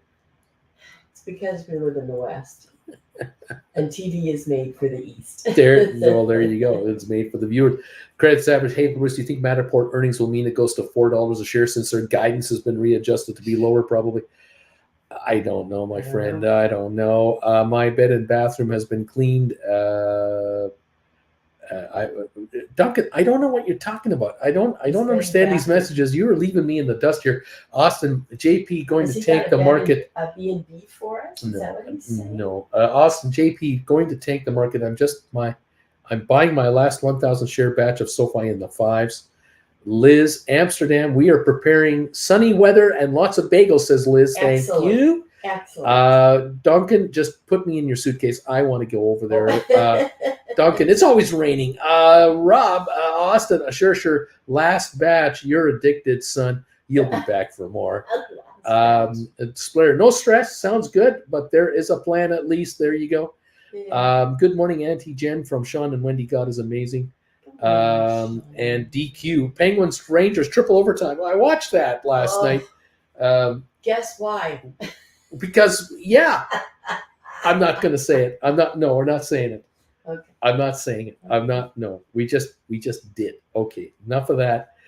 Austin, why does my belly keep getting bigger? Me too. I'm just sitting here. All I'm doing is sitting here. Why is my belly getting bigger? I'm just sitting here, not doing anything. Why is my belly getting bigger? Oh my. We're on the road. We're going on the road. We got to lose weight. We figure, why don't we lose weight traveling? Yeah. Let's eat that low-cal food on the road all the time. Let's go to those bakeries in downtown London and downtown Amsterdam. Let's eat those low-cal cream-filled donut things they got over there. We'll lose all kinds of weight because the kind of fat they have in Europe is different than the kind they have over here. We're going to get skinny. Those cows are way better. We're going to get European skinny. It's definitely going to happen. Cafes with a little nosh. Alberto, Austin, blame the bagels. DQ, Austin, maybe you are pregnant. Oh my. Liz, cranky. I didn't tell you. Liz is saying cranky tips, cranky trips. Credit Savage. Duncan B, like the stars are aligned and the midgets have put the vegetables in the over so the Yankees hit 3 home runs. I have no idea what this means either. Pick more walking in Europe. I think that contributes. Did you? There you go. You all have to go and watch this lovely little YouTube that shows what Canadians are. So the Yankees are playing the Blue Jays, and a Yankee guy, he's a guy, I don't know his name. He's a guy. Hits a home run. The Canadian fan catches it, turns around and sees the young boy who's wearing the batter's jersey. The Yankees jersey. The Yankees. And so he gives him the ball. And the little kid just burst into tears, like he just can't believe that he got this. Lovely Yeah. Canadians that we are. That's because of course the Blue Jay fan really wanted to just throw it back. Throw it back into the field. Oh man. But no, we're going like, no, Oh, no. that's just how lovely. Give the we boy are. to the little Yankee fan in Give the Toronto. ball to the, That little Yeah. punk wearing the Yankee jersey in That's it. Toronto. Grab it In the by Bronx, the The little boy in the Bronx that wears the Jays jersey gets his head bashed in. Get him by the scruff of the neck, throw him in the field. Yeah, we'll throw the kid into the field. Oh no. Credit Savage. I made beans yesterday, so today inflation is real. Oh, is Yeah. it? Oh yeah. There's a little. Chase is Little saying rising. European skinny. That's what's going to happen to you, Uncle See? Bruce. You're going to go skinny. You and Jen. Yesterday's news, actually, 6 out of 10 Europeans are obese too, apparently. Lame duck. Rob, I used to Welcome to our bribe my lifestyle. kid to use the potty in the Hot Wheels with the Hot Wheels cars. Worked pretty good. I used to bribe my kid to use the potty with Hot Wheels Wow. cars. That worked pretty good. I would bet you it would work pretty good. Yeah, I'd see. wipe my butt for a Hot Wheels car. Yeah, but then you get picky. Exactly which car are we talking about here, Dad? When you say you're getting picky, what do you mean by that? That's not the right use of No. words. You're getting Pronoun trouble. You're getting more. Bilbus, sorry, I caught this ball. Here you go, kid.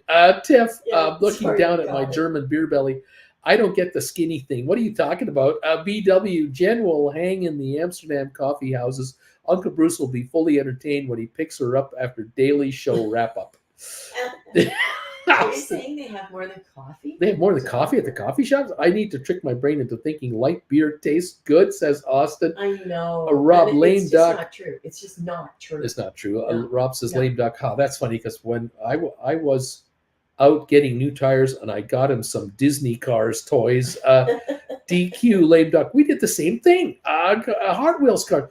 Rob, lame duck. He's good during the day to go to it on his own, but it's the overnight we're working on right now. Duncan, hey DQ, I have to get a coffee in a 20-minute break. Liz, I can bring some Gorilla Glue, and that gets you very hungry. I can bring some Gorilla Glue, and that gets you very hungry. Have you any idea what that means? I have no idea what this means. Okay, Bruce, I will send you a Hot Wheel car. Go, just go. Let's see. The Adventures Meeting, who has my back? Rob, okay, my Bruce, looks like I'll have to mail you some Hot Wheels cars to your P.O. box. Credit Savage. Okay, Matterport hits 52-week. Oh boy, there you go. Right here, Matterport right now, 526. Oh, It hit 525, the all-time low. 525, all-time low. Yep, we're doing it. ME 289 hit 285 today, all-time low on 23andMe today. Yep, and also Rocket Lab hit the 671 level, all-time low. Now 677. Unbelievable. SoFi 624 down 16. GameStop 117.64 down 279. The Dow's up 24 points with the S&P down 14 and NASDAQ down 146. NASDAQ is not going anywhere today so at this point. the Feds come out today with their numbers. Yeah, the interest rates Yeah. come out later today. The GameStop hit 116.80 for the low, or 117.65. So The are interest rates come out later today. people taking their money out of the stocks and putting them into bonds. They're not doing anything. a little jump. They didn't do anything yesterday. They're not doing anything today. Everyone's They're just sitting treading on water. cash. We're just trading water. If they have a half-point increase, everyone expects that the market could go up. I know what they're We doing. get a higher increase, we could go down. They're all watching the Depp Heard trial. That's why they're busy. They're looking. Johnny Depp trial. They're all watching somewhere Johnny. else. Johnny, and is it Elizabeth Heard? What's her name? Amber. Amber Heard? I don't know. It was Amber. Amber? I don't know where I remembered that from. But yeah. So here's your conversation. Do we need to televise court? We don't do that in Canada. What court? Yeah, courts, any court. All courts? So, yeah, should we be televising it? Because I feel like this is a made-for-TV movie more than an actual court case. You know, And I'm not watching it, but you can't avoid it. court TV came on, 20 years ago? Ever since the O.J. Simpson trial. OJ was the big one. That was court TV live, and it spurred so much court television coverage after that. But is it good for the law? But they still, I don't think you show the jury, right? No, you still don't show the I don't jury. believe you show the jury, and that's a good thing. Yeah. But I don't know. I just, know. you know, I know it's. I don't I'm know. on both sides. I can don't see know. I both know in sides. Britain there are very, very strict rules regarding media coverage of trials. I mean, strict, and we did the almost same. non-existent. Like it's down to just decisions only. But in Canada, it's 50-50, and in the U.S., it's a wide open, Wild West thing where judges are celebrities. That's ridiculous. Yeah. They're already elected. Right. That's ridiculous. Sheriffs are elected. That's ridiculous. Do you really want judges appointed for life? Well, there's, but by politicians, no. No. Not by politicians. Maybe by the law societies. I don't know. But it's too late now. Yeah. The thing is out of the barrel. The monkey's out of the box is anyway. Opened. So what is it going to be this morning? I don't know. What's it going to be this morning? What's going to be? People are talking about what I don't understand and do understand on these one-liners. No kidding. Yeah, they're talking about stuff that's way over this bald head. Oh my God. Welcome to Uncle Bruce, where I tell you what's going on in the markets in plain English, and you guys talk to each other in a code I don't understand. And then explain it to me. And then English. mansplain it to me later. Thank you, everybody, for being here. Just become members of the channel, okay, for that. Just explain life to me. Help me out. Man. What's it all about? I'll let you talk to each other. Just be members, okay? I'll give you the platform to talk to each other in code that Uncle Bruce does not understand. That poor bugger. What should I have today? We have limited choices here. We do. We're getting skinny, so yeah, because we're cleaning out the fridge. We're finishing off the whole thing here. So how about? So I could give you like an egg sandwich with thin cheese. Yeah. How about just some sliced cheese melted on top? Yeah. Okay. Yeah. Why don't we do that? There we go. Yeah. Some really. It's the hard crispy Irish cheese. That's all we got. Do we have cheddar?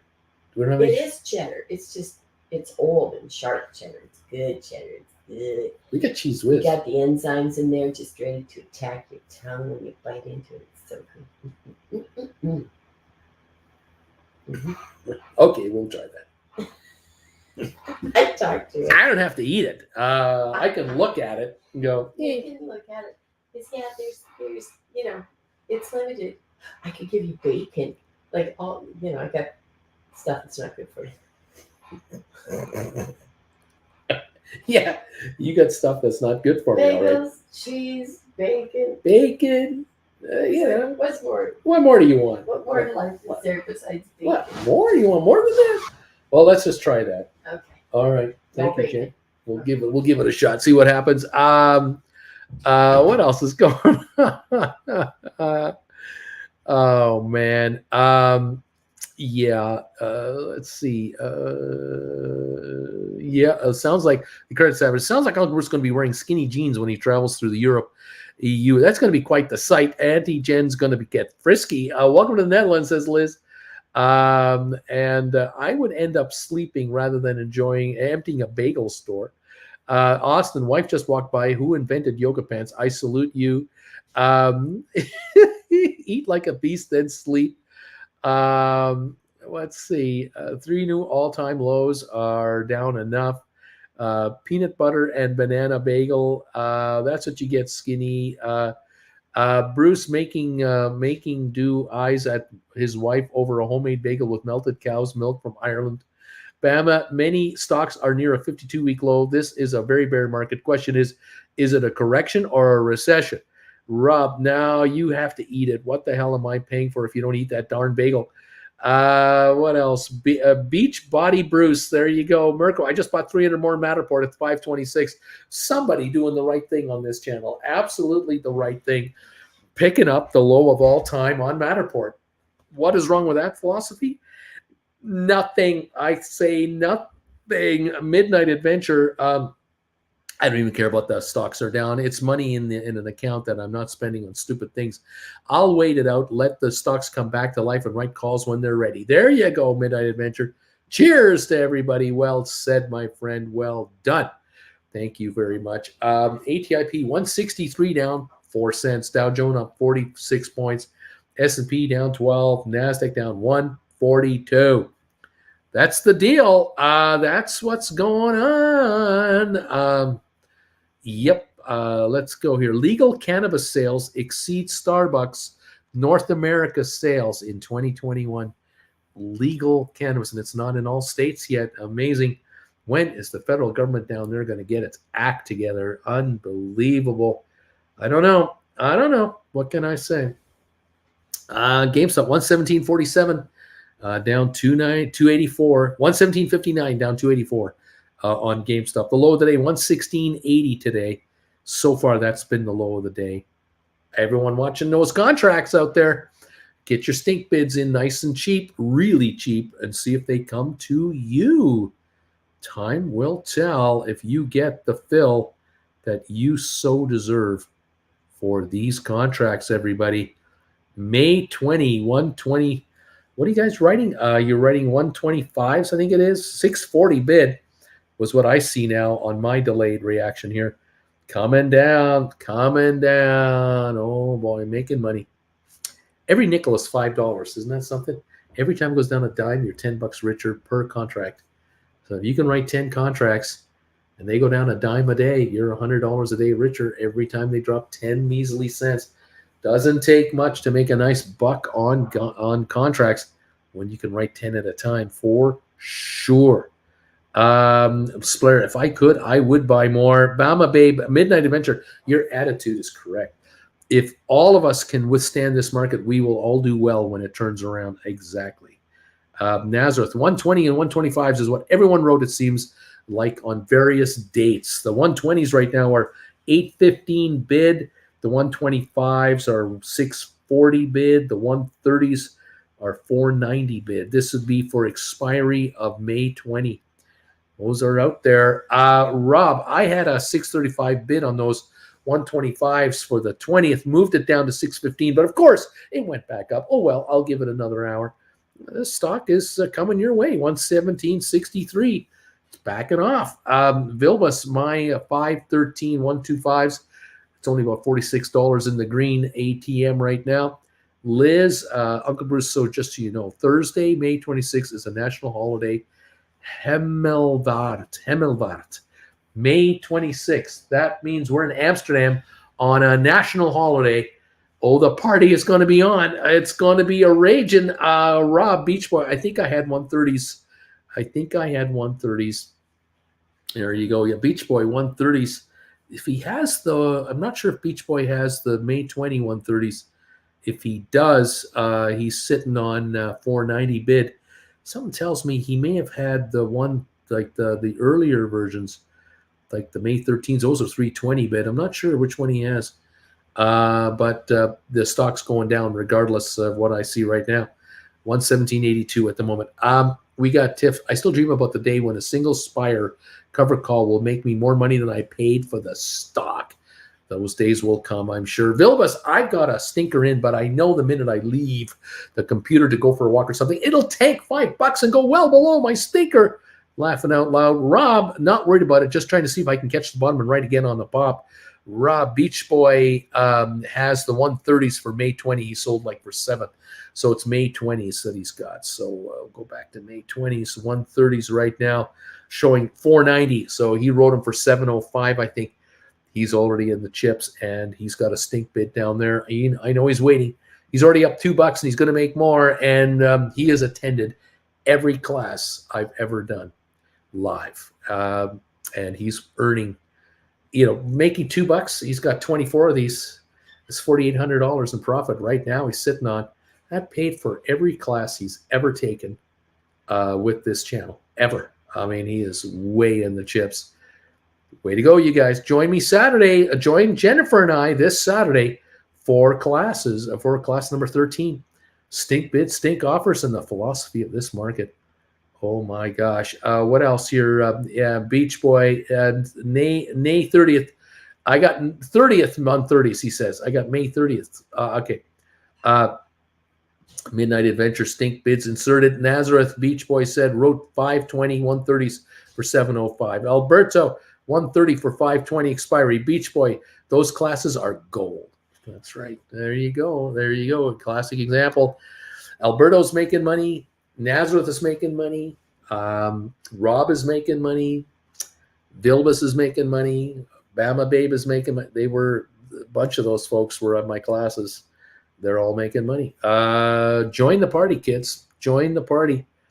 Stink bid class is on Saturday, says Duncan. That's right, man. It's coming up on Saturday.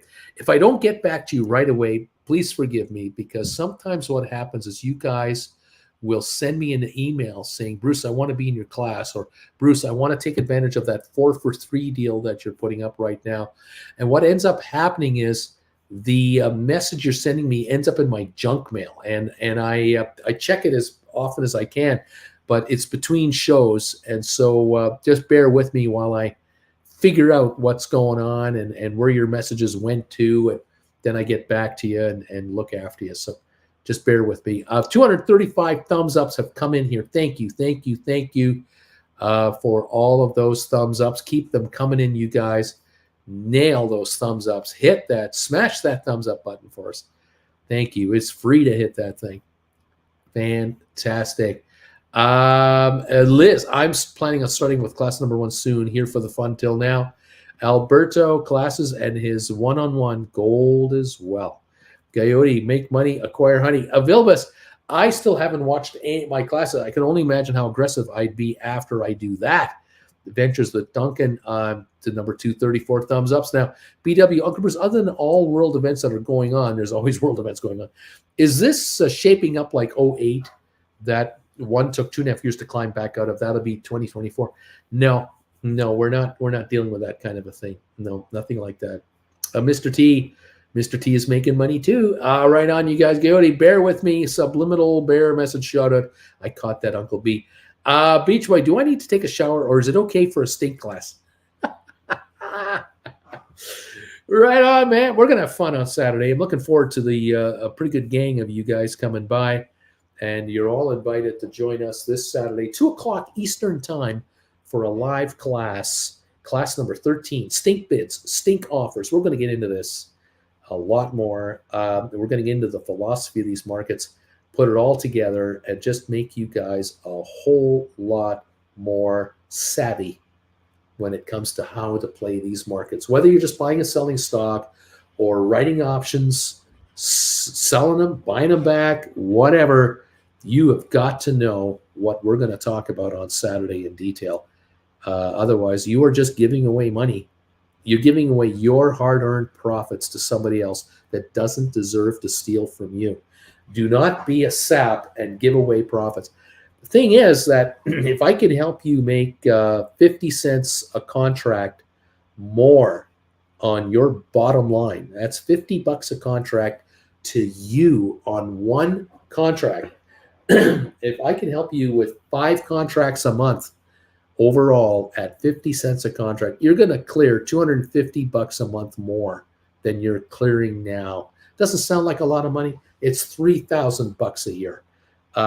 It adds up. And I can tell you, if you start making more money per contract because you're a better option writer and trader, you're not going to be limiting yourself to 5 contracts a month. You're going to be getting into the 10, 15, 20 contracts a month more, because you're going to be growing your portfolio. You start writing 20 contracts a month at $50 a month, more profit to you. And I'm being conservative here, really conservative. That is $1,000 a month more in your back pocket, $12,000 a year. That makes a difference. $12,000 a year makes a difference. The class is $150 to join us live. This tuition is a joke compared to what you can make from it. Same with the classes that we're running. You can buy 4 classes right now for $299.99. 4 for 3, but this sale ends this week. We're in the last couple days now, and it's over. The end of the week, it's over. If you want to do that, send me a private email and say, Bruce, I want to take advantage of your 4 for 3 deal, or I want to be in your class on Saturday, or both, and we'll set you up. You can always go to Stock Markets with Bruce CA, buy one class at a time, $100 a class. Help yourself. There's 12 there now. Soon 13 will be waiting for you that you can take advantage of. Up to you. But yeah, make an investment in your own into your own business, and you will get returns very quickly that I think you'll be very pleased with. So join the others right here. They're right here. They're trading right now. They've been trading for months, taking money off the table. It's just being handed to them by these option gamblers. They're just handing it over in the billions. Get your fair share. That's it. Anyway, there you go.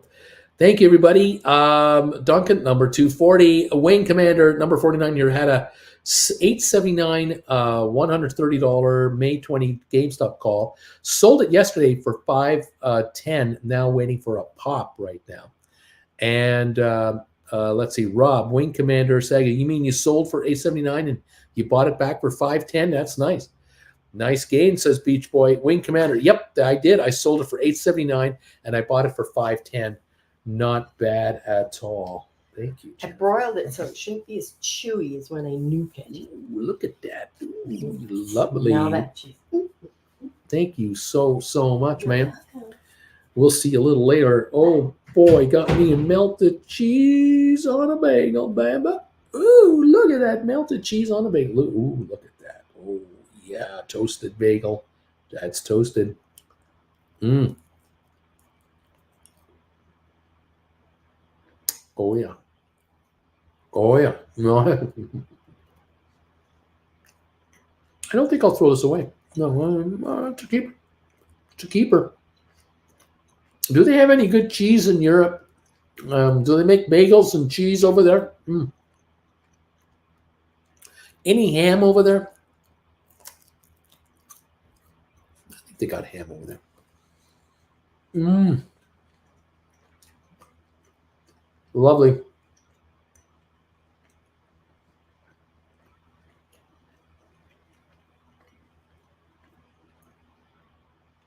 I love how Wing Commander bought back that call. He made himself $369 on that one contract. It pays for a bunch of classes, doesn't it? You only have to pay for the class once. Once you bought it, you can watch it as many times as you want and make money for the rest of your life. The gift that keeps on giving. The only thing I regret when stocks go down is that I didn't buy my calls back even cheaper. It's a good problem to have. Right on. Spare. Have a good break, y'all. I'll catch you a little later. Rob, I know the feeling, but I have to remind myself, never be upset with profits. Midnight, never be upset. Golden bagel. That's now, how's that golden bagel taste, pal? Oh, it's so good, buddy. It's so good. Rob, we'll see you later, Splair. Duncan, also number 241. Splair and Bruce, you are kidding. Netherlands are famous for the cheese they have. Is there good cheese there? Are you sure about that? Are there any good crepes in the Netherlands? Am I going to be able to buy a decent quality crepe over there? Or is it all just talk? I can't wait. Can't wait to find this out. Oh, yeah. We're up 26 on the Dow. Unchanged on Twitter. SoFi, 630, only down a dime. Anton, got your donation on PayPal. Send me the list of classes you want. We'll get you set up.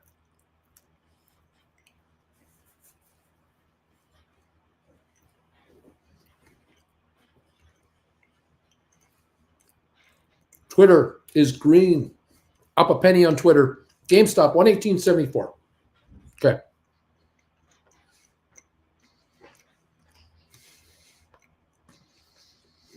Mm.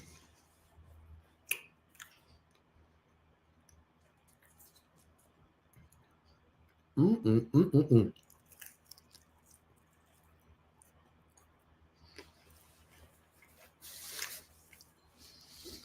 Oh, lovely.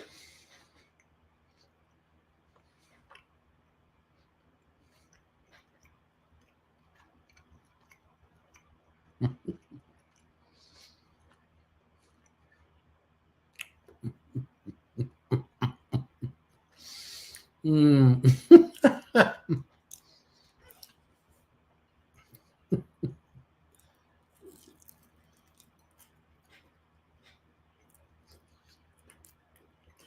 Thanks for being here, everybody. Appreciate it.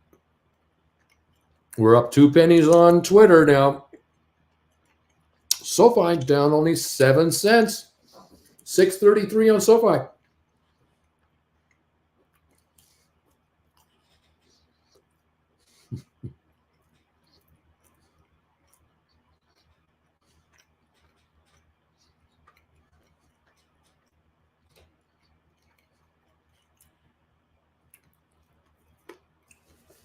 Mm.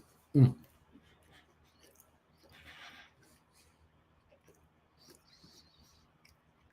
I'm going to take the dogs out. See you later, folks. Make some money.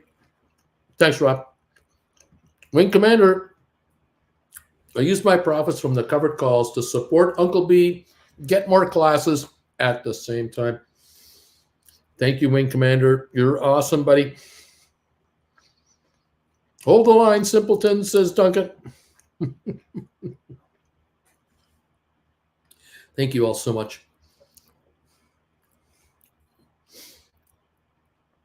Oh, my.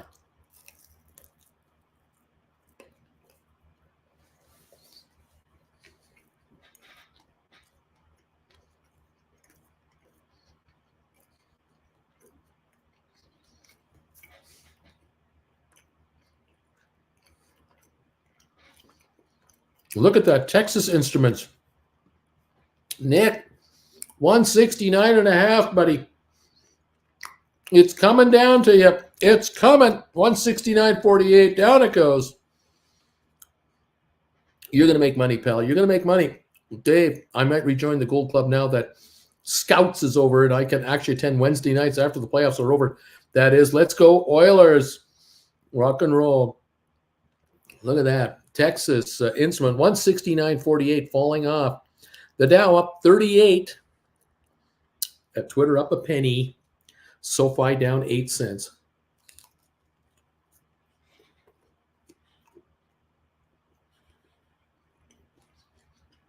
Mm. Mm.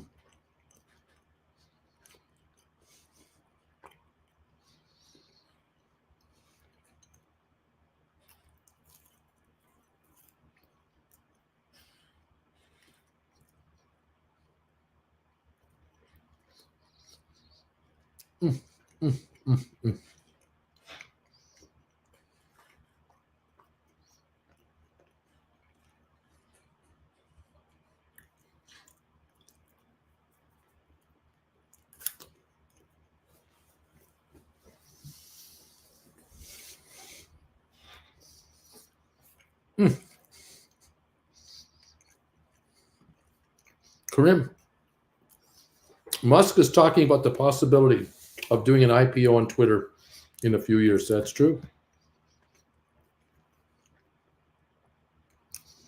He might make some changes, adjustments, cash flow, whatever changes, and then come to the market with a possibly a profitable company. I don't know. Who knows?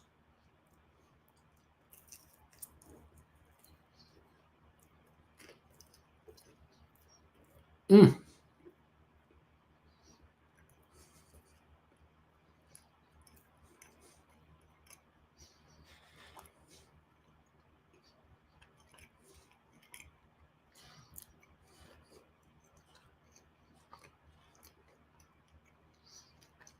Mm.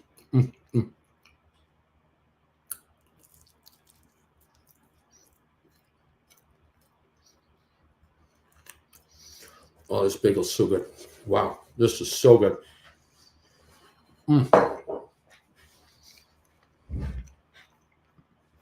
Nick says, I need Texas Instruments below 165.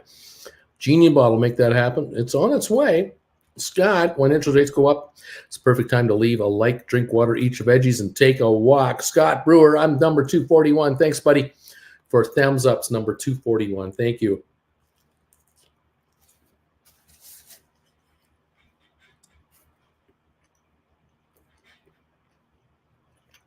Mm.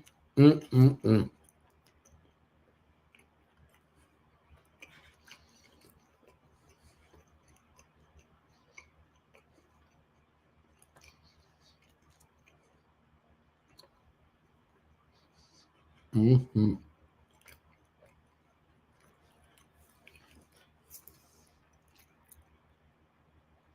Microsoft is down 368 now. Apple is up 56 cents. Goldman up only 4 cents. Cisco up a dime. Facebook down 336. Amazon down 75.94.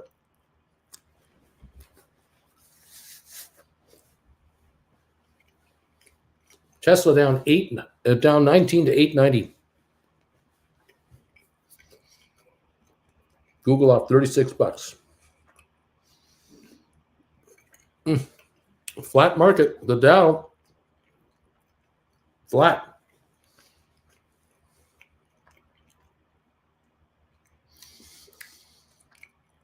Twitter just dropped 6 cents.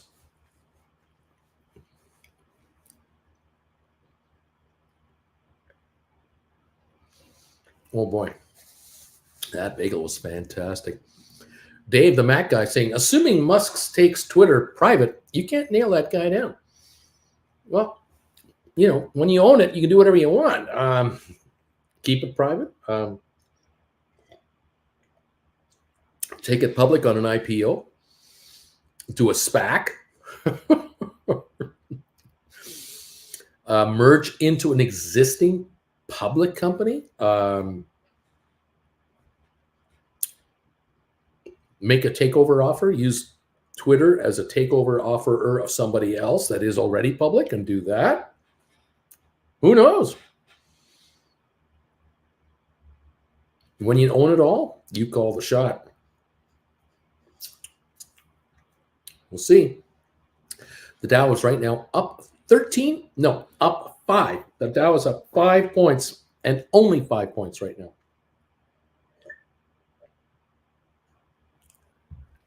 Negative 16 on S&P, down 162 on NASDAQ. So we're in the red. GameStop now 118.51, down 192. Midnight, I think the fact that we're all here investing in our future deserves a pat on the back. None of my close friends invest, and none of them care to start. We're totally the alpha pack. I agree with you. I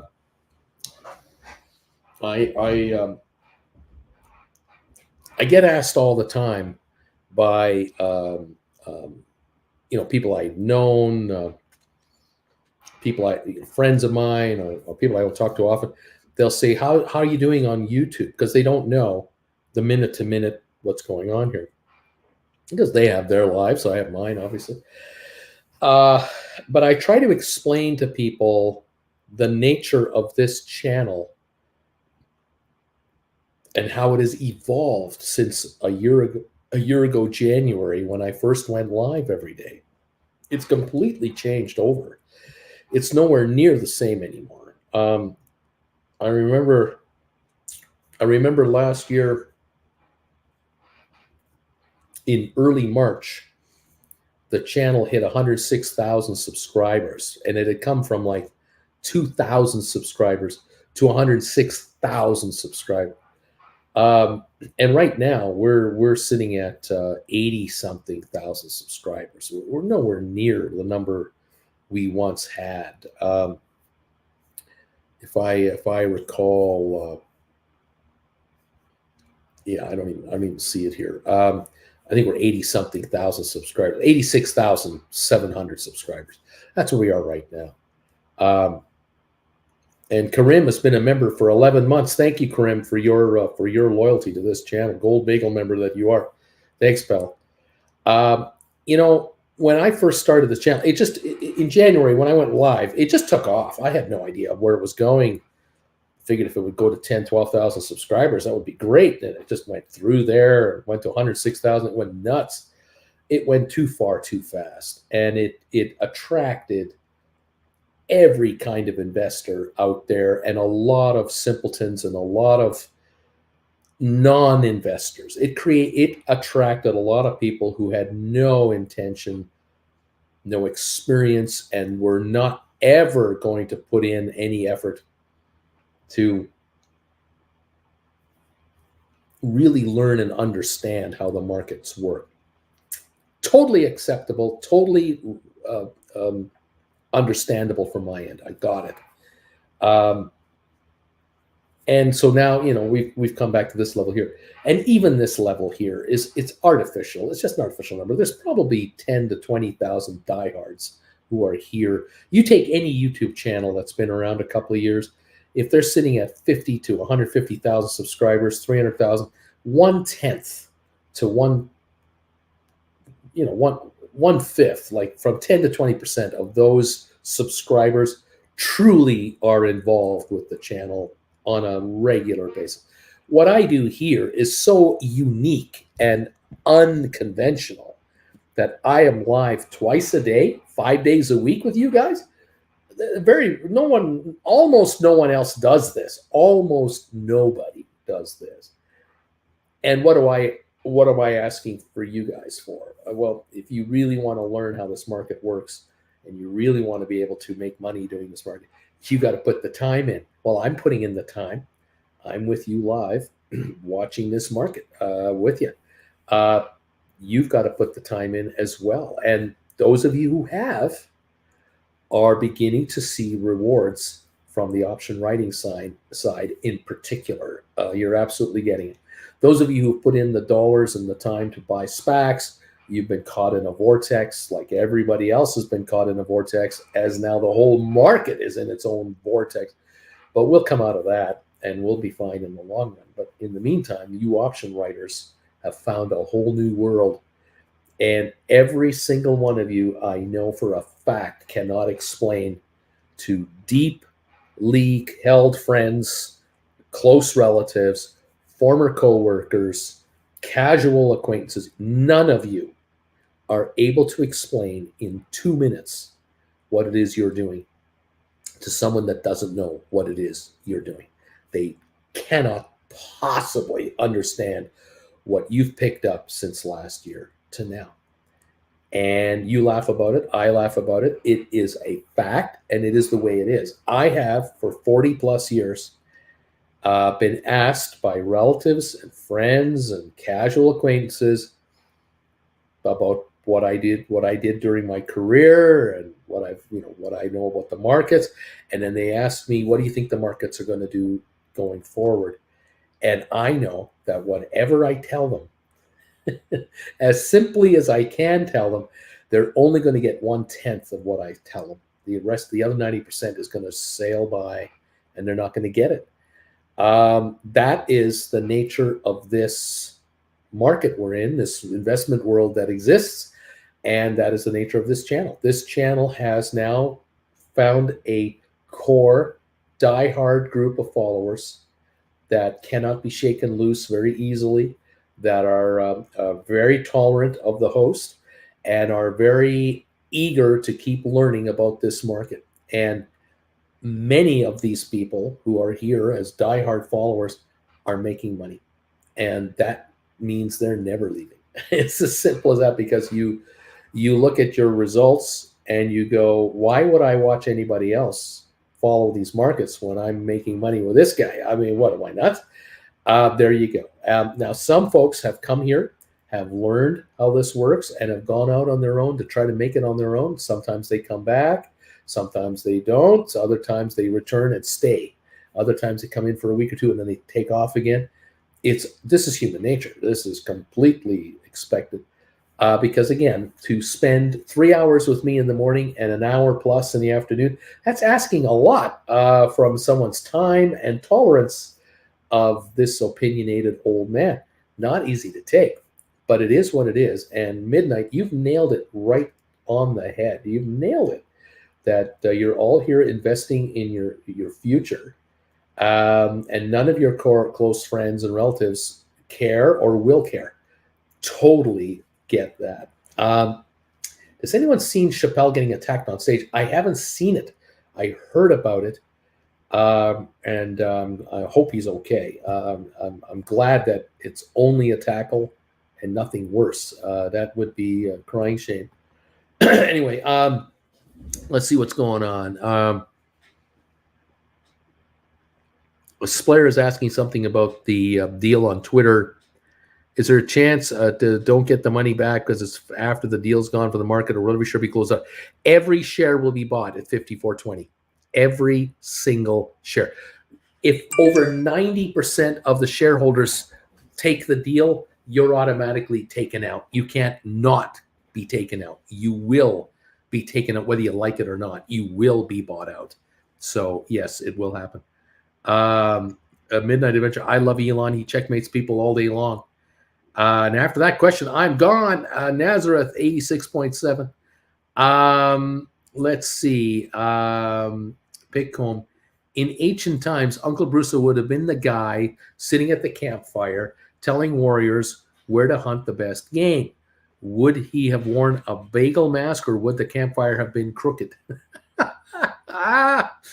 Wayne Commander, Uncle Bruce, you are by any chance making a stop in Germany? Yes, I am. Or is it just the Netherlands, UK, and Switzerland? Oh, I'm in Germany. Hamburg, Berlin, Munich. Those are 3 stops that are coming up. Haven't announced the dates yet, but yeah, he will be in Germany. But there's no meet and greet planned for Germany. There might be a Berlin meet and greet. There might be a Munich meet and greet. Hamburg is just a couple of days, couple of nights. Scott, real talk, I need help justifying starting new positions anywhere. We just seem to go lower and lower. Motivate me. Oh, options whisperer, motivate me. Being a stay-at-home husband has its perks. Alberto, I just placed the stinkiest stinking stinker. If it hits, it'll go down as the greatest stinker that has ever stunk. Boeing, ever. The greatest stinker of stinkers. Way to go. You're out stinking yourself, aren't you? You're out stinking yourself. Oh my God. This is going to be a fun class this weekend. The Dow is up 11. Twitter's now down 16 cents. It was up 2 cents 20 minutes ago. SoFi down 8, only 8, down 8, 632. SoFi is not doing too bad. GameStop 118 on the nose, down 243 a share right now. W. Walters is here, thumbs up number 253. So thank you all of you who are here. There are people who come into this channel from time to time who will join while we're in mid-session, and they're wondering, what do they talk about? Who is this guy? Who are these people here? Then they try to make a comment and they can't make one because it's only for members only.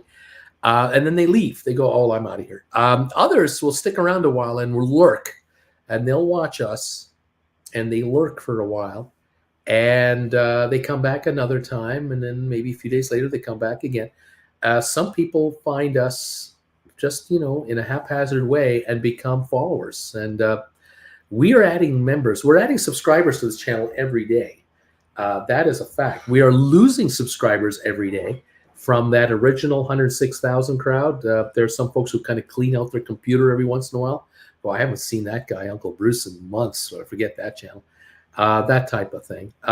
But every day, new people are finding us, joining the party here. Dave, the problem with my stink bids or asks is that as the underlying moves, I keep adjusting my entries to be stinkier, and they never get filled. Splair, maybe I will join 2 of the meet and greets then. Probably the trips after Amsterdam will be in June.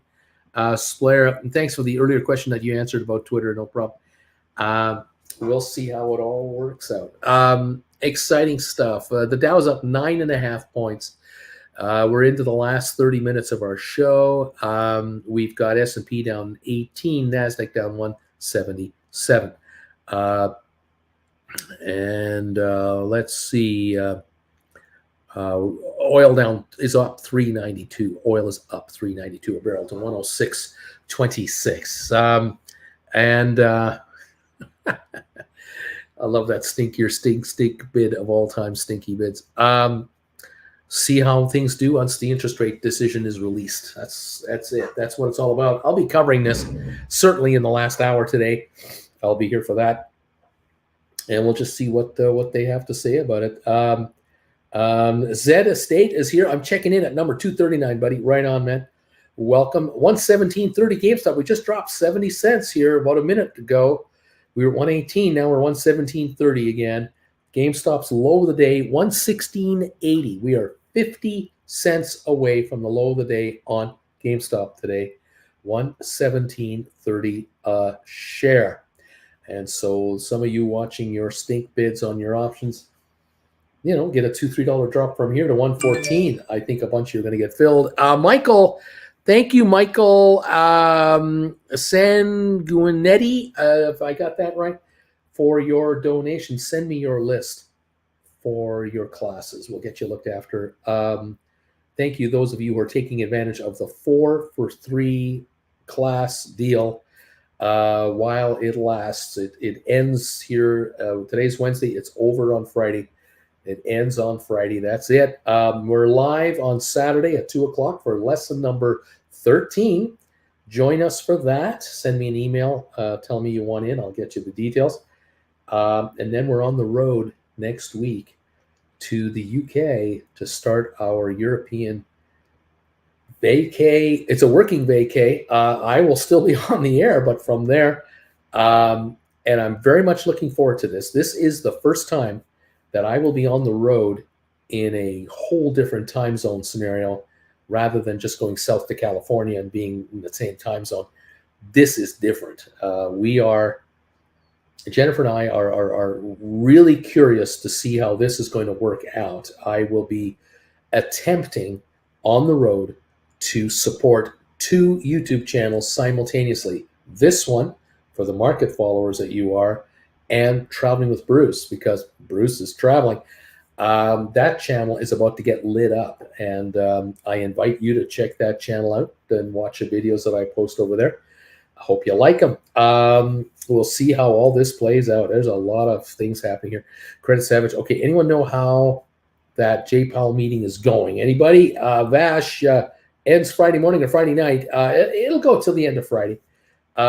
Just let me know. Just send me an email if you have any questions or concerns. Just send me a private email, and we'll try to take care of you as best we can. But we are cutting that thing off so that we can just concentrate on the next chapter of this whole episode as we educate you guys to become savage option writers. Savages. You're gonna just steal money from all kinds of baby and children right out of baby carriages. Unbelievable. Lollipops to be had everywhere. It's going to be great. Just make sure not to steal the lollipop covered in hair. Okay, don't be doing that. Okay, very good. 117.15 on GameStop. We are coming into the low of 116.80. It's heading here. Are we going to hit a new low or what? 117.15 on GameStop. The volume today, 343,000 shares.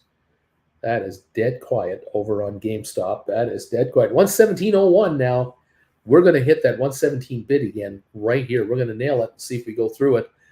Will we go through 117 like a hot knife through soft butter and hit a new daily low? We only need to get to 116.80 and then we're at a new low.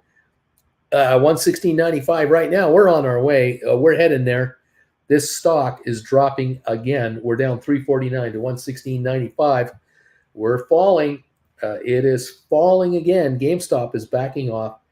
Those of you who have written contracts, keep an eye on your option chains and see what you got.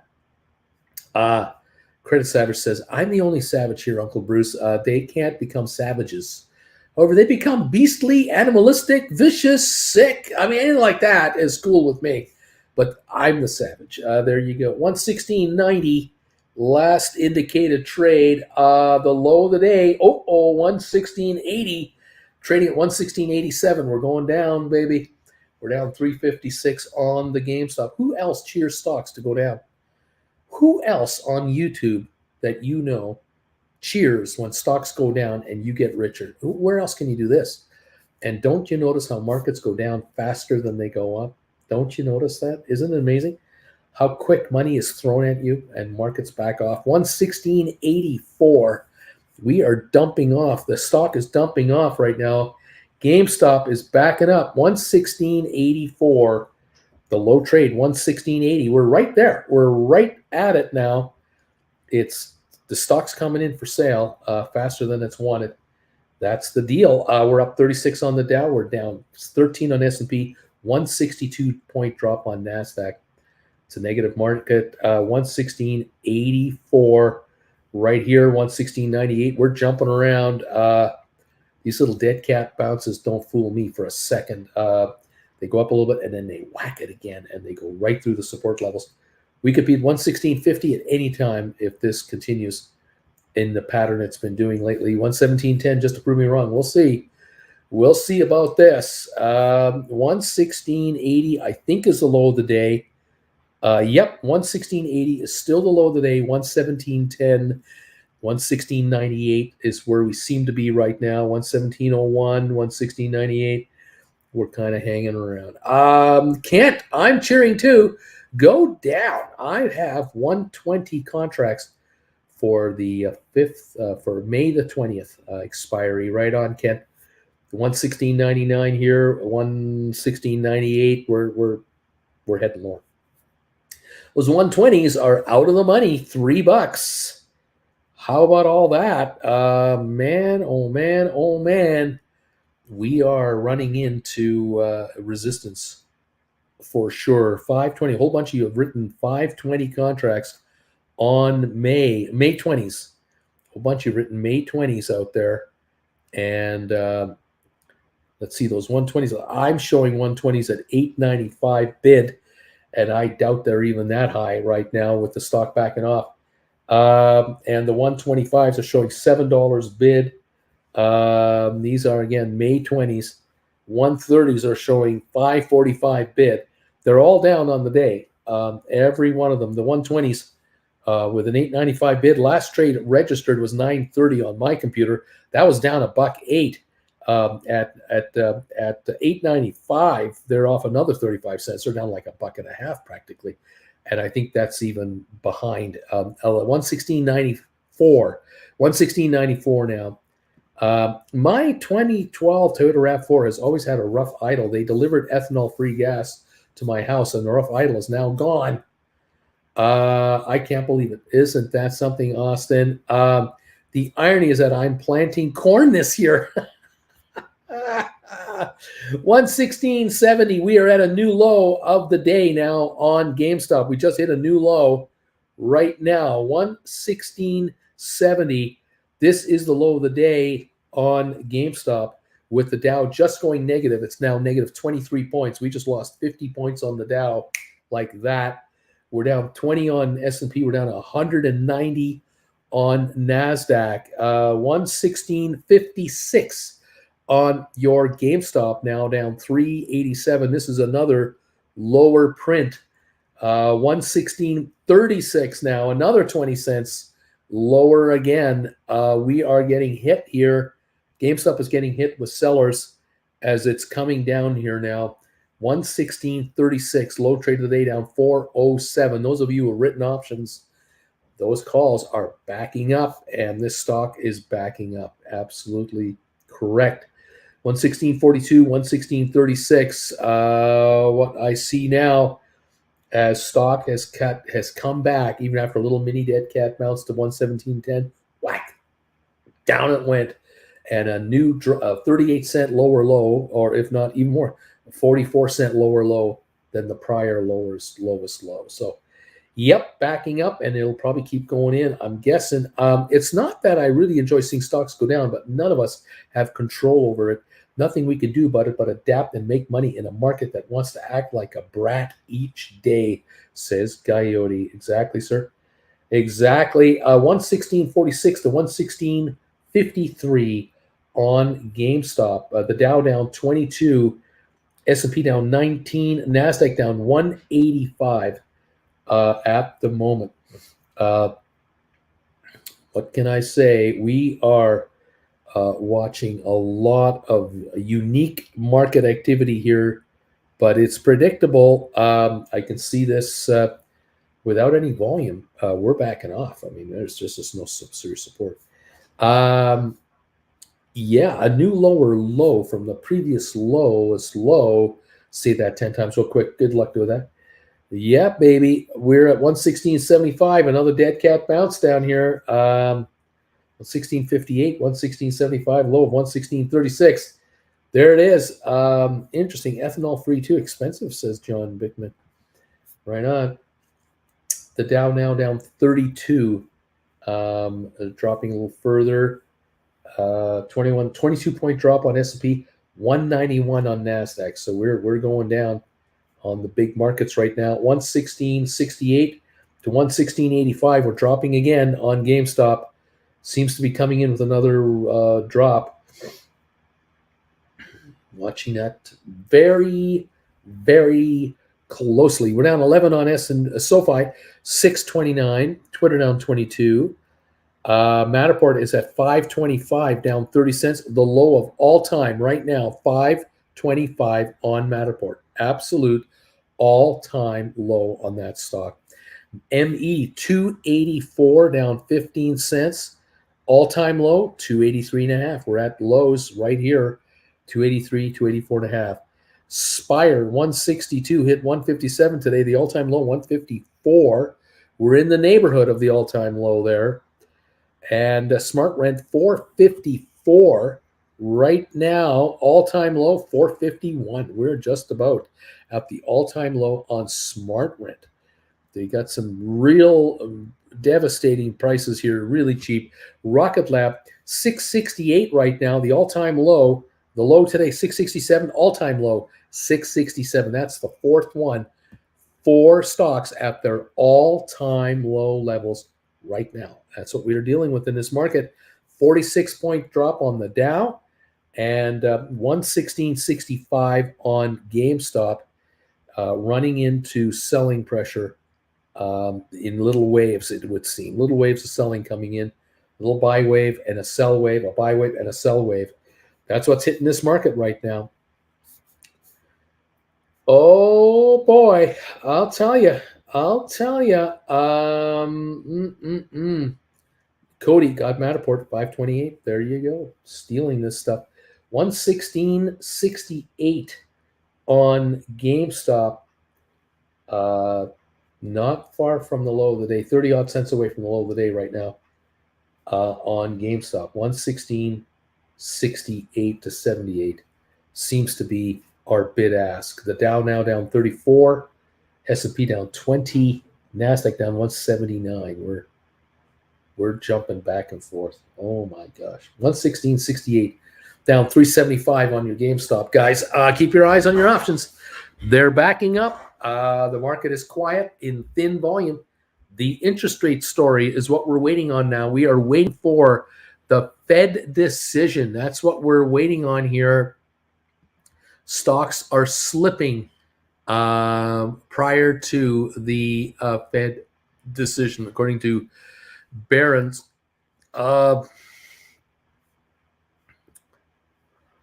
Let's see here. A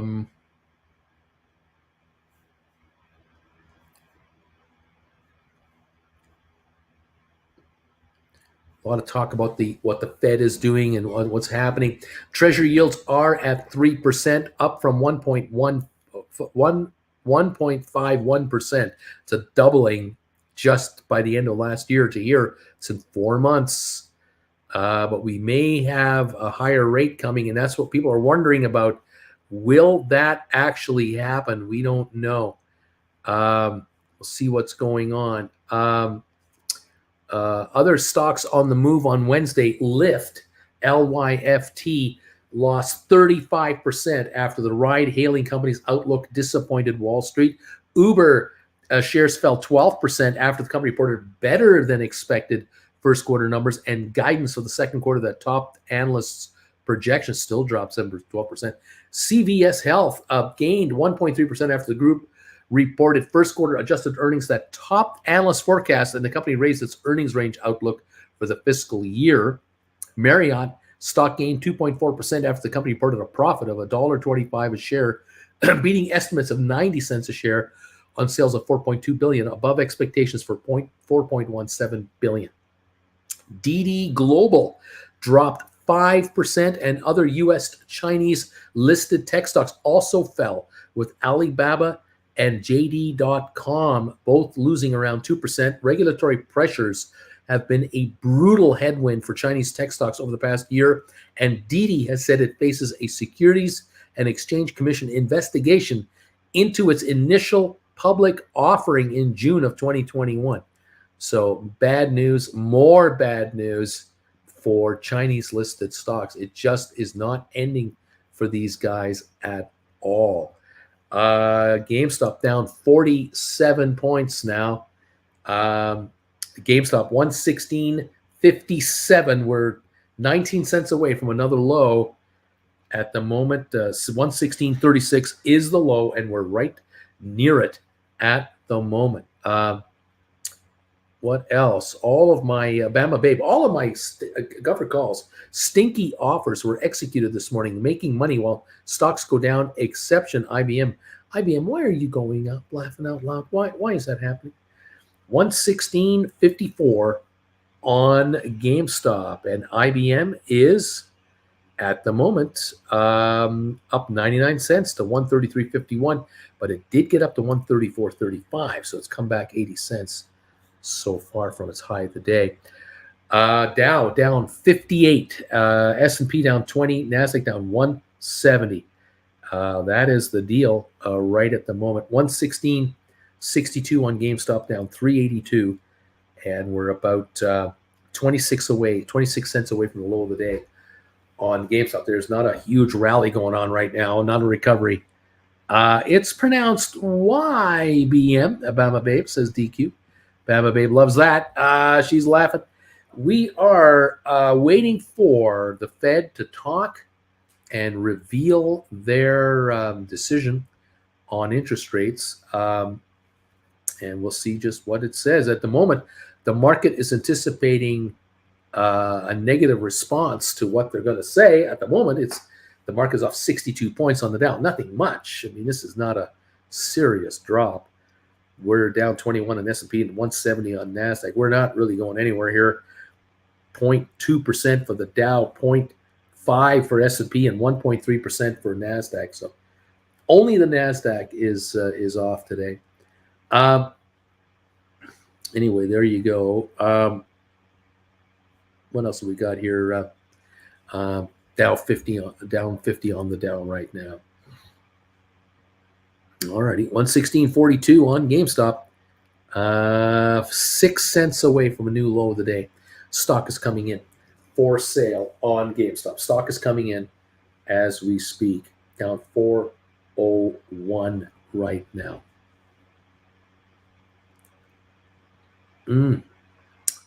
Yeah, Ford stock is seesaws lower as April sales drop with weak truck sales, offsetting gains in SUVs and electrified sales. So Ford it's not all happy times at Ford everywhere at the moment. 116.39 has been touched on GameStop yet again.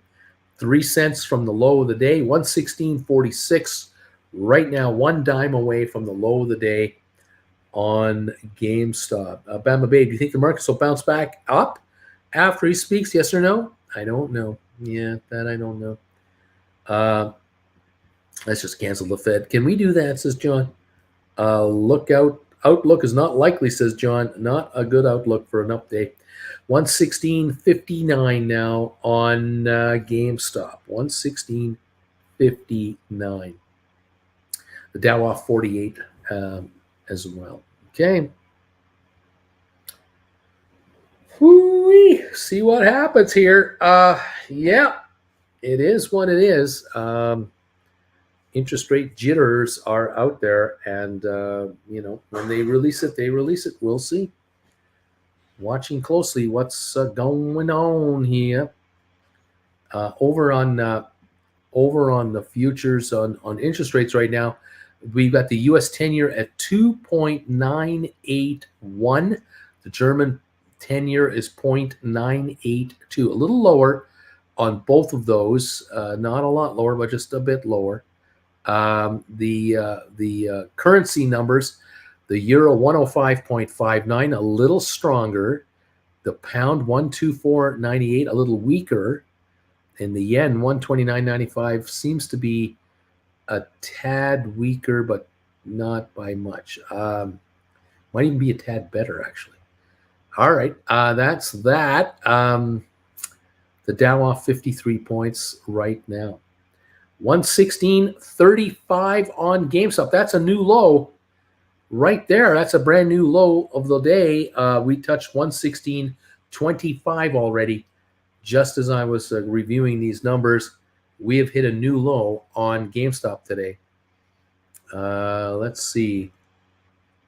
Where do I put a stink bid in on this GameStop? The stock's so volatile. 116.36, down 407. Definitely backing up again. The volume 410,000.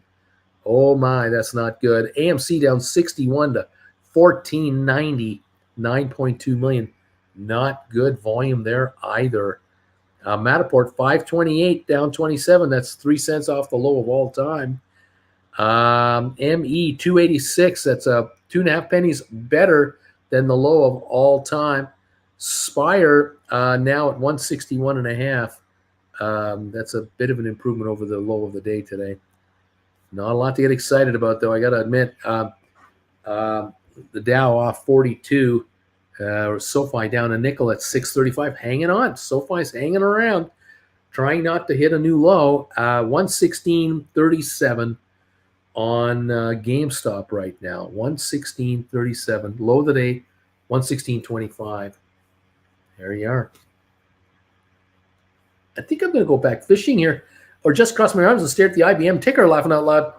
Nothing going on there. There it is. Wait for these announcements. The market could be very active the moment interest rates are released. Once that info is out, it could be very active. But I believe we are talking about 2 o'clock Eastern time for the announcement. 2:30 Eastern is the press conference with the Fed chairman. So we'll wait for that. 116.31 right now on GameStop, 6 cents away from a new low of the day. So we'll see what's going on here. 116.29 now on GameStop. We got a wave of selling coming in on GameStop. It would appear anyway. Another little wave going on GameStop. Join me at 3 o'clock this afternoon Eastern time, where I will go over with you how the market reacted to this whole interest rate thing. If anything really stupid happens between now and 3 o'clock today, I'll be on earlier. But otherwise, I'll be on at the regular time at 3 Eastern to just fill you in on what I see going on and where we're at. But thank you all today for being with me and hanging out. And keep your eye on those stink bids for your GameStop contracts as you're trying to buy them back, or any of your contracts that you're trying to buy back. Let them depreciate. Let them get cheaper and cheaper. Make you guys more money. Fantastic. Again, thank you all of you for the Saturday class, Kent. Let's see. Yeah, for Saturday class, it's actually $150 to be here for the Saturday class. Send you a PayPal, then email, or send you an email, then PayPal. I did this last time. I can't remember what I did. You make a $150 donation to my PayPal account if you want to be in my class for Saturday, 150 US. Send me an email, and I will fire back info to you.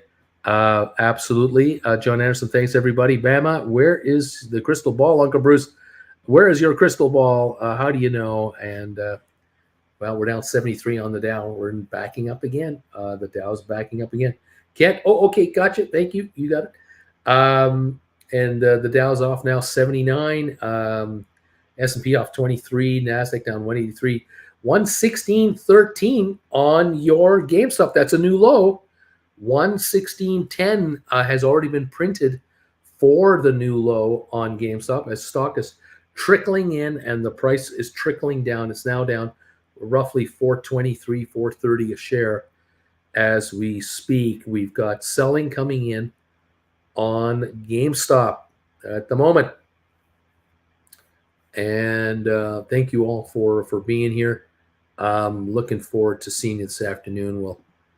We'll try to figure out how this market is going to run. And again, if you want that 4 for 3 deal, you want to get 4 lessons for the price of 3. Do make a donation of $299.99 US to the PayPal account. The link is down below. Send me an email. A link down below as well. What 4 classes would you like? You can get any 4 for the price of 3, and we'll take care of that. Deal ends Friday, so we're running out on that one. Okay, guys, thank you. Bama Babe, John, I've been told that I'm a rare breed. There you go. See, you're one of a kind. You're super special. Absolutely. Thank you all. 116.13 again. Another approach of the low of the day on GameStop. We just hit another low, 116.08. Another new low trade of the day on GameStop, as it is just dribbling down pennies by pennies by pennies by pennies. Kent, we got you. Kent, you're in the class. Oh, are you in the class? I'll get you an email later. Thank you for that. And there you go, guys. Nick, come on, Texas Instruments. Give me 3 more so I can sign up for all those classes from Uncle Bruce. You hear? There you go. Where are we at on that? Texas Instruments. It's now 167.72, down 482. It's having a bad day. Only $2.73 away from breaking 165 on the old Texas Instruments. Drop, baby, drop. That's all I can say there. Just go down, Texas Instruments. Just go down. The low of the day, 167.67. It's 177.75. It's right near its low of the day at this moment in time. There you go, guys. Some stocks are working here. They're trying. We're down 80 on the Dow. And we're at 115.95 on GameStop. We've just broken the 116 support barrier, whatever that was. We've just gotten a new low of 115.91. That is the low of the day now. We're now down around 440 to 450 a share today. Your contracts are definitely going your direction, everybody. Keep your eyes on those as they depreciate down with these slippages. 115.90, another new low right now on GameStop. 115.76, another lower low on GameStop. We just dropped like 35 cents in 2 minutes here as it is backing up. 115.76, new low, down 467 on the day for GameStop. The Dow down 88 points with the S&P down 24, NASDAQ down 196. Selling is coming in 115.76 on GameStop. All right, guys, there you go. All right, I will leave you with that. Let you keep your eye on your investments. Make money, please. Nick, you're in the class, I think. I think you're in the class. Thank you for that, my friend. Way to go, pal. Let's just hope this Texas Instrument just keeps dropping. 167.58. It's coming your way, pal. It is coming your way. Fantastic. Great to see that long overdue drop finally happening for you. I mean, what do you have to do? I mean, come on. 167.57. Drop that sucker. Let's go, baby. The Dow down 84 and 115.84 now on GameStop, guys. Okay. Sean and Wendy, God is amazing. Bye-bye, busy Fed News. Talk to you soon. Thank you, guys. Bye, Uncle Bruce, they say. And just signed up for the 13th. We got you, Nick. We got you. You're in the class, too. And that's going to be a lot of fun. We got you and a bunch of others. The usual cast of characters are coming into this class this Saturday, 2 o'clock Eastern time. So this should be a lot of fun. Looking forward to you all. one after the other coming in here. All the option writers are coming in, and these folks are successful option writers, and they're coming into the class. That tells you right there how important these are. 115.82 now on GameStop. There you go. Do I still need an email, or are we good? Kent, send me an email, please. Just send me an email just saying, sent you a donation, see you Saturday, because I'm going to reply to your email later for the class. So send me one, okay? And then I have it handy for my list. Oh, man. Oh, man. Oh, man. Okay. All right. I'm done here. I'm going to go. Thank you, everybody. I'm a little over my time a little bit. Nick, your classes and the interaction we have with all the friends is worth more than the money. It is a good time. It's great with Auntie Jen doing the moderating. It's always a great time. Yeah, we do enjoy it. Bama Babe, I'm just trying to keep up with you, laughing out loud. I hear you, Bama Babe. It never stops. It just never stops. These markets don't wait for anybody. We got to be on top of these. Anyway, we'll stay on top of that. All right, guys. Thank you for everything and being here. I will catch up with you at 1 o'clock Eastern, and let's keep an eye on the Fed today. And let's make some money. Okay? See you soon, guys. Bye for now.